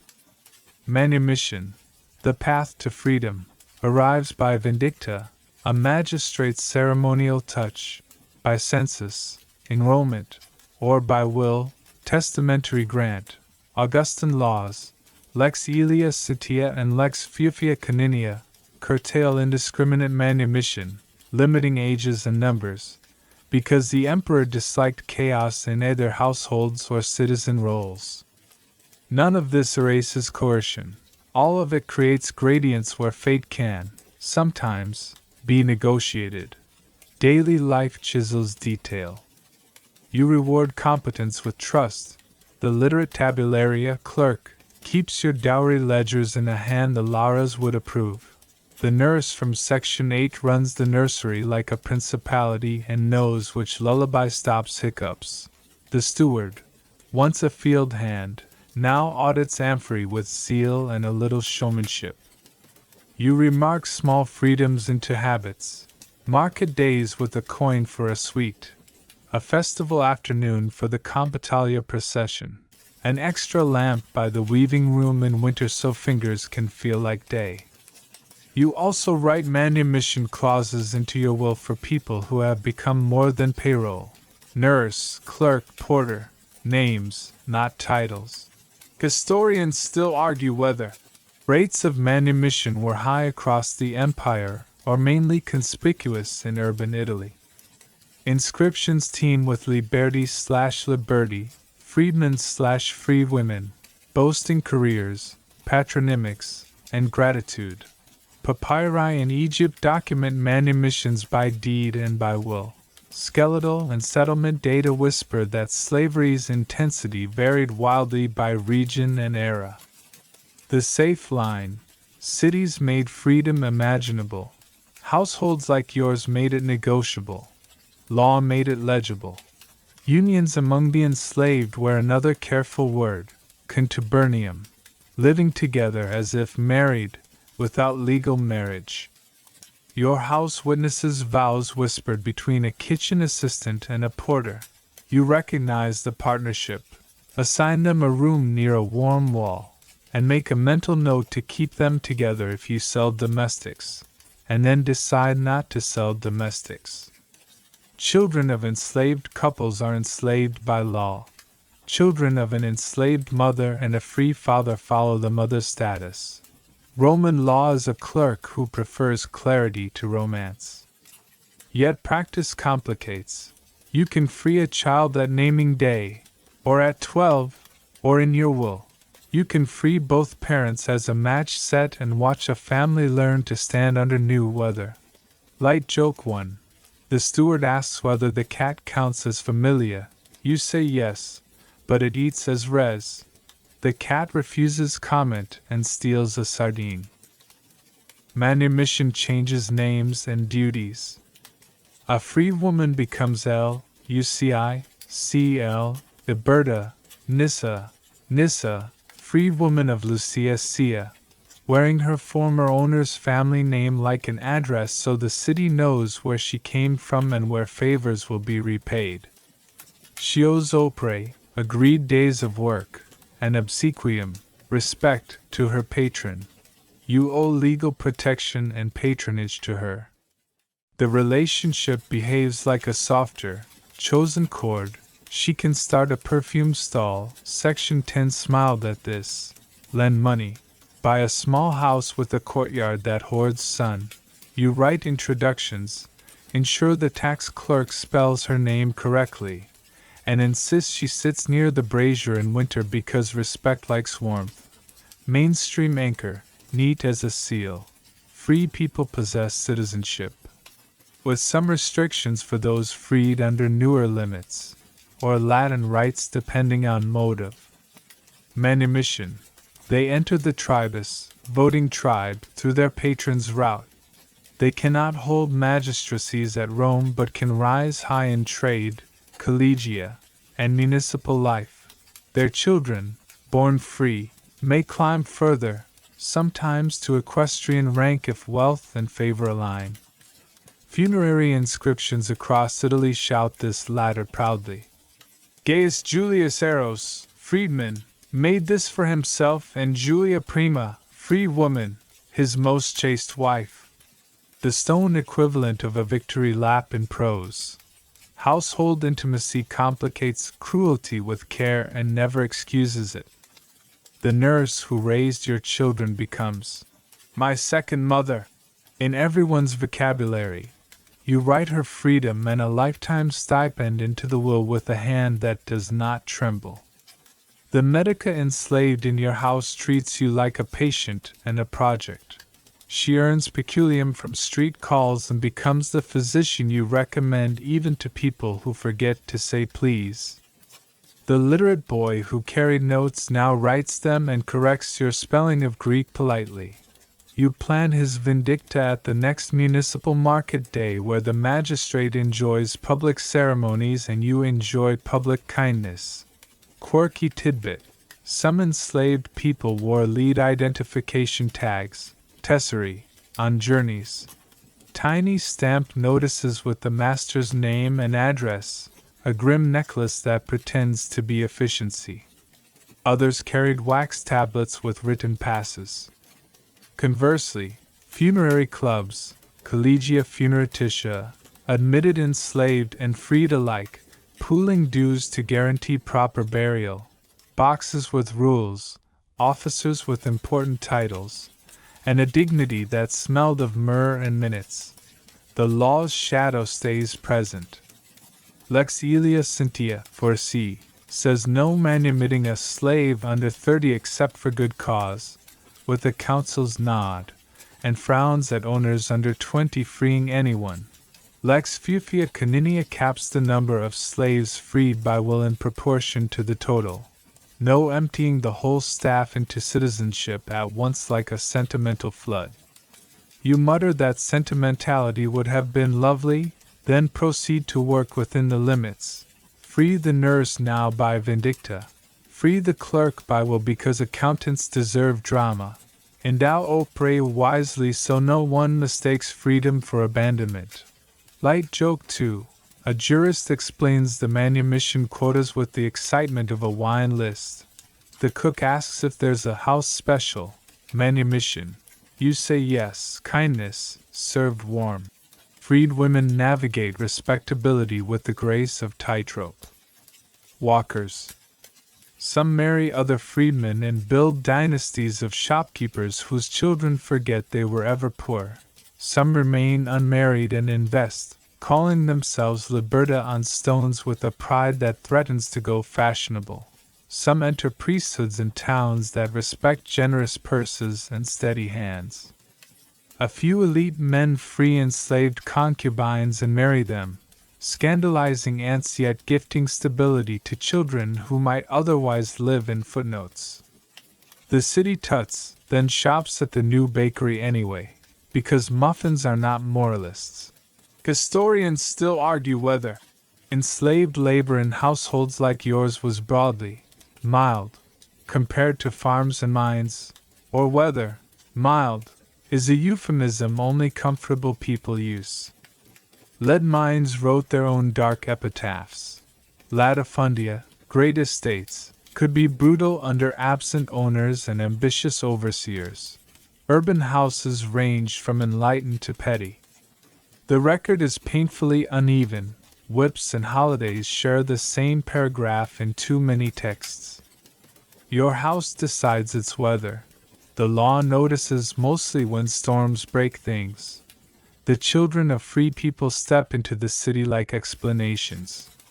Freeborn citizens bully around their necks. They sit beside your children at the literator's bench.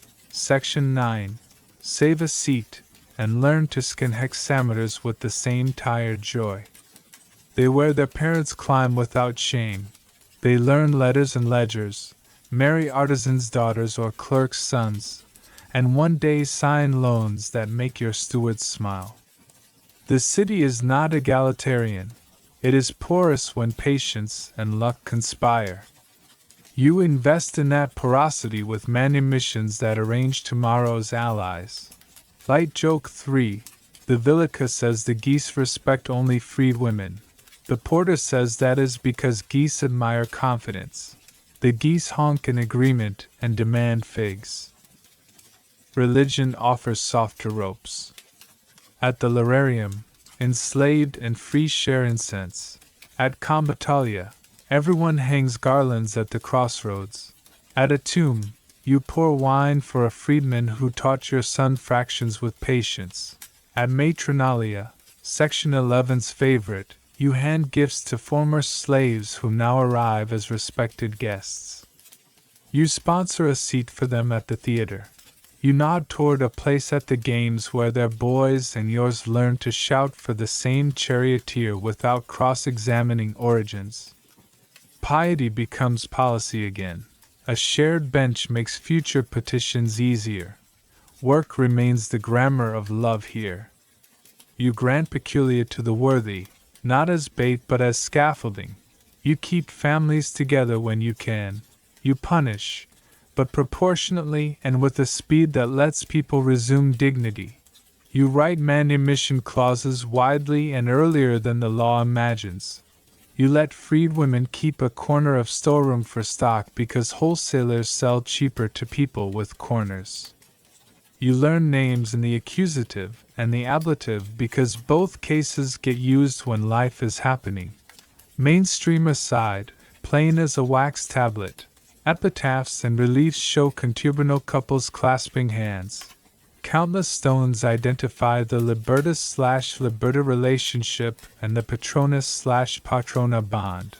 Jurists detail opere obligations and limits. Augustan laws set the famous manumission checks. Papyri in the East preserve contracts where enslaved people purchase their freedom with savings sometimes. With the divine sanctuary as nominal buyer, sacral manumission. The archive talks, you listen, you adjust. Historians still argue whether sacral manumission at temples fundamentally protected freed people better than civil manumission, whether the peculium was widespread generosity or rare urban perk, and whether households like yours were typical or aspirational self-portraits carved in stone. The debate itself keeps us honest. Memory likes to clean kitchens before showing them to guests. By night the house quiets into a truer word than familia, community. The nurse hums, The clerk snores. The porter checks the door thrice. Habit dressed as loyalty. You take out the will, add a name, and feel the room rearrange in relief. Tomorrow you will teach a young enslaved girl to keep the oil book. Next year you will free her and hire her, doubling her wage in your pride. The cat will still refuse to count as res, and you will let that be your little, comic heresy. You pour a small libation at the lararium and ask the Laras to make your justice quicker than your anger, and your mercy slower than your fashion. In a city that calls people property, you practice an arithmetic that turns property into kin by effort and ink. Rome gives you law, you add kindness. Between them, households like yours smuggle the future into respectability one manumission at a time. You open the chest where the dowry deed sleeps and hear two sounds at once, the house grieving and the house recalculating. Widowhood in Rome is a double-entry book, loss in one column, logistics in the other. You fold your dark mantle tighter, mourning prefers wool, and start the work that love leaves behind, telling the Laras, telling the steward, telling the law. First, the plain Roman sentence.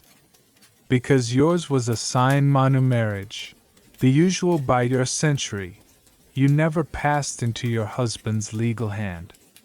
When he dies, you are not extinguished into his ledger, you are a mulier sui juris, if your own paterfamilias is already gone, or you remain under your father if he lives. In either case, you recover your dowry, from your husband's estate before the heirs begin dividing, by lawsuit if needed, by good manners if the gods are kind. Mainstream fact to set like a little lamp, the wife's action for dowry recovery, actio re uxori or, better yet, a stipulated promise, takes priority. Jurists allow deductions, retentions, within limits, but the dowry is built to come home. What about inheritance? Under strict civil law, a spouse isn't an automatic intestate heir. Wills do the heavy lifting, and prudent couples put provisions on tablets when the air is clear. Some praetorian remedies and local habits soften edges, but the safest grammar is still, dos returns by law, bequests arrive by will. You sit with the tabularius, taste the sour of probate Latin, and are quietly glad your husband listened when you said, "Let's write this before we need it." Light joke 1. The scribe remarks that nothing concentrates a man's mind like his will. The nurse replies that a grocery list does the same and ends in dinner. Morning has choreography. You hang cypress at the doorway so the city reads the house's weather. You trade colored hems for sober weave. You step out less and, when you must, you make the street walk more softly. Augustus' family legislation expects a legendi tempus, roughly 10 months, before remarriage, a policy with two motives, respect and paternity arithmetic. You obey because you prefer clarity and because grief needs a calendar as much as law does. Mainstream anchor, the Augustan marriage laws, Lex Iulia de Maritandis Ordinibus, Lex Papia Papia, stipulate mourning and encourage remarriage by incentives. Widows with the ius liberorum, 3 children for freeborn, 4 for free women, win legal perks, including emancipation from guardianship, that makes signatures easier and suitors more polite. Children ask the most practical questions with the most dangerous eyes. Who is our guardian? If their father named a tutor testamentarius in his will, the law salutes and obeys. Failing that, a tutor legitimus, nearest agnate, steps in. Failing both, a magistrate appoints a tutor dativus. Classical doctrine tends to exclude the mother as formal tutor, the law is a conservative aunt. But practice puts you in day-to-day command. You choose teachers, manage rations, audit rents, and make the tutor sign what you already decided. Historians still argue whether, and when mothers could be recognized as official guardians. Reforms in the later empire increasingly allow maternal tutelage and curatorship, acknowledging a reality households never doubted. Succession between mothers and children grows kinder across your era. 2 senatorial decrees matter like stepping stones you can feel through sandals. The SC Tertullianum, Hadrianic, lets a mother inherit from an intestate child under conditions. The SC Orficianum, under Marcus Aurelius and Commodus, strengthens children's right to inherit from their mother ahead of agnates. You hold those names the way you hold keys, Tertullianum, Orficianum, and you arrange your will to meet them with a smile. Mainstream fact: these decrees are standard entries in juristic summaries. They shifted the old agnatic bias toward cognates in the closest circle of care. Your first week is letters and linen. You write to procurators on distant estates. Harvest proceeds are to be remitted to your account. Tenants should be treated with the mercy that keeps roofs unburnt. The vintage can wait for better prices unless storms say otherwise. You list personal slaves for manumission by vindicta now, not someday. The nurse, the clerk who knows your handwriting too well, the porter with the careful back, because a promise kept in grief shines brighter than one kept in comfort. You pencil opre, customary service days from freed people, into the calendar like soft obligations. You also pencil stipends, because gratitude without bread goes threadbare. The funeral is a seminar in memory. You choose whether to stage a funeral with procession, musicians, eulogies that tell truth respectfully, or to keep it quiet with family, a beer of Cyprus, and a neighbor who sings like consolation. You decide on inhumation or cremation as fashion and conscience dictate. You place coins for fairies you hope are metaphors. You offer the final conclamatio, the name called 3 times, gently, to tell the world it now belongs to remembrance. Quirky tidbit: in some houses, a cenotaph, empty tomb, is set for those whose bodies travel too slowly for grief. In others, ashes share a columbarium, niches like little pigeonholes, where names keep each other company. You choose a stone and a sentence, and Rome takes it down without correcting your Latin because kindness outranks pedantry at gates of the dead. Property arrays itself like chess pieces you suddenly play alone. The insula, rental, needs a new roof on the 3rd stairwell. Your shop half-share requires a partner who doesn't confuse gossip with marketing. The vineyard will sulk unless the press is repaired. You discover that widowhood confers a superpower. People stop explaining things you already know and start asking for timelines. Light joke 2. A banker calls you, Dominus, by accident. You reply, interest rates don't mind. And he adjusts both salutation and terms. Remarriage knocks politely sooner than you think. Incentives knock louder. Augustan law flatters remarriage with benefits and frowns at strategic permanent widowhood that traps dowries in sentimental amber. You weigh suitors the way you weigh amphory. Tap, listen, distrust cheap varnish.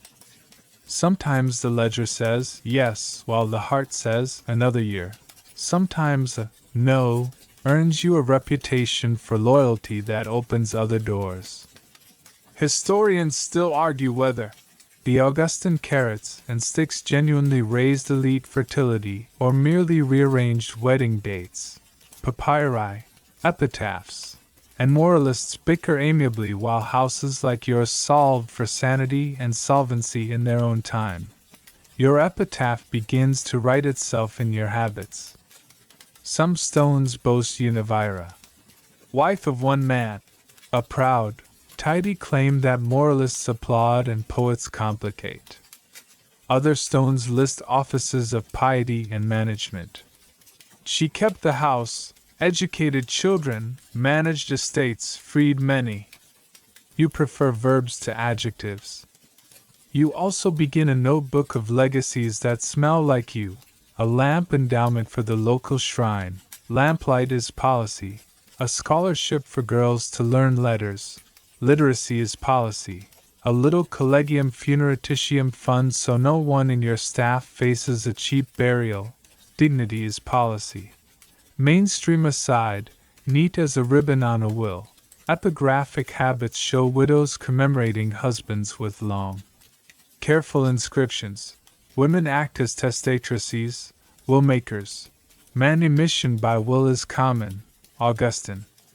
Quotas, lex fufia caninia, limit numbers but not gratitude.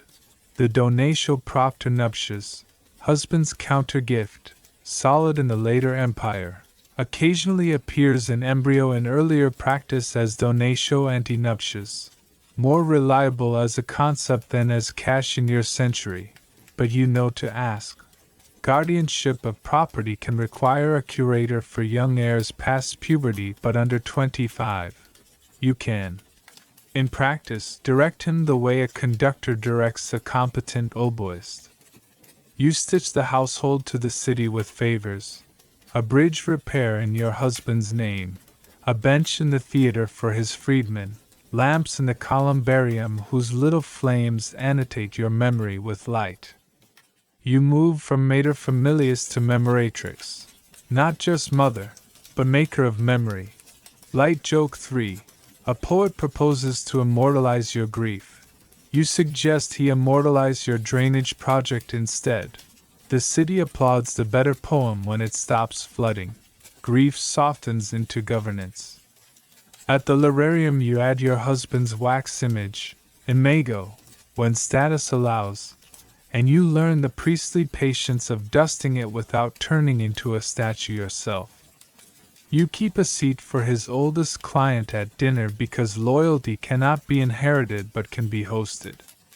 You teach the children to tell his jokes so they survive revision. You keep his cloak on a peg long enough for everyone to do the private work of farewell. Historians still argue whether widows in practice enjoyed extended economic autonomy or whether male kin reasserted control quickly through guardianship and marriage politics. The evidence insists on variety. Italy's stones show active widows funding buildings and litigation. Provincial papyri show mothers suing, lending, leasing. Satirists grumble about rich widows choosing too freely. Satire is backhanded documentation. The safest claim is the one your day confirms. Competence plus property plus networks yields leverage, even under conservative rules. Legacy is a series of scheduled kindnesses.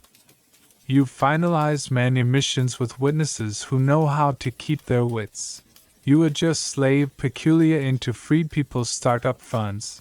You draft a codicil gifting the cook a pension denominated in pepper because heaven should be spicy.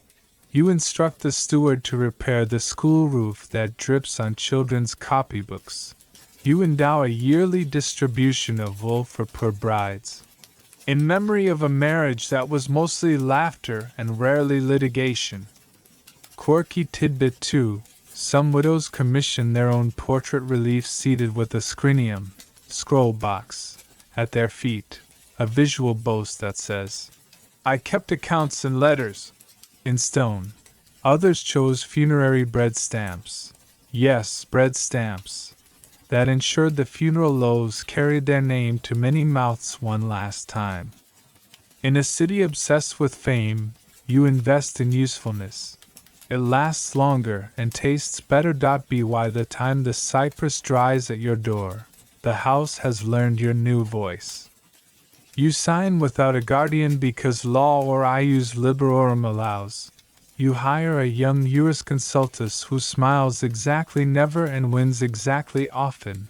You answer suitors with grace and the occasional arithmetic lesson. You keep your husband's memory as a living reputation. Debts paid, promises kept, corners sanded smooth. When the children ask what their father wanted, you hand them the habits you stabilized. Wake early, count carefully, forgive quickly, return the lamp you borrowed brighter than you found it. Night. You pour wine for the Laras and a thimble for the shade who held your hand through markets and misreadings. You tell him tomorrow you'll check the vineyard press, pay the mason, write to a governor about a tax clerk who thinks sums are opinions, and free the porter who has waited longer than patience requires. The lamp flame leans toward your breath and steadies, like a ledger that balances after a hard month, and you realize that widowhood, like so much Roman life, is simply governance with extra tenderness.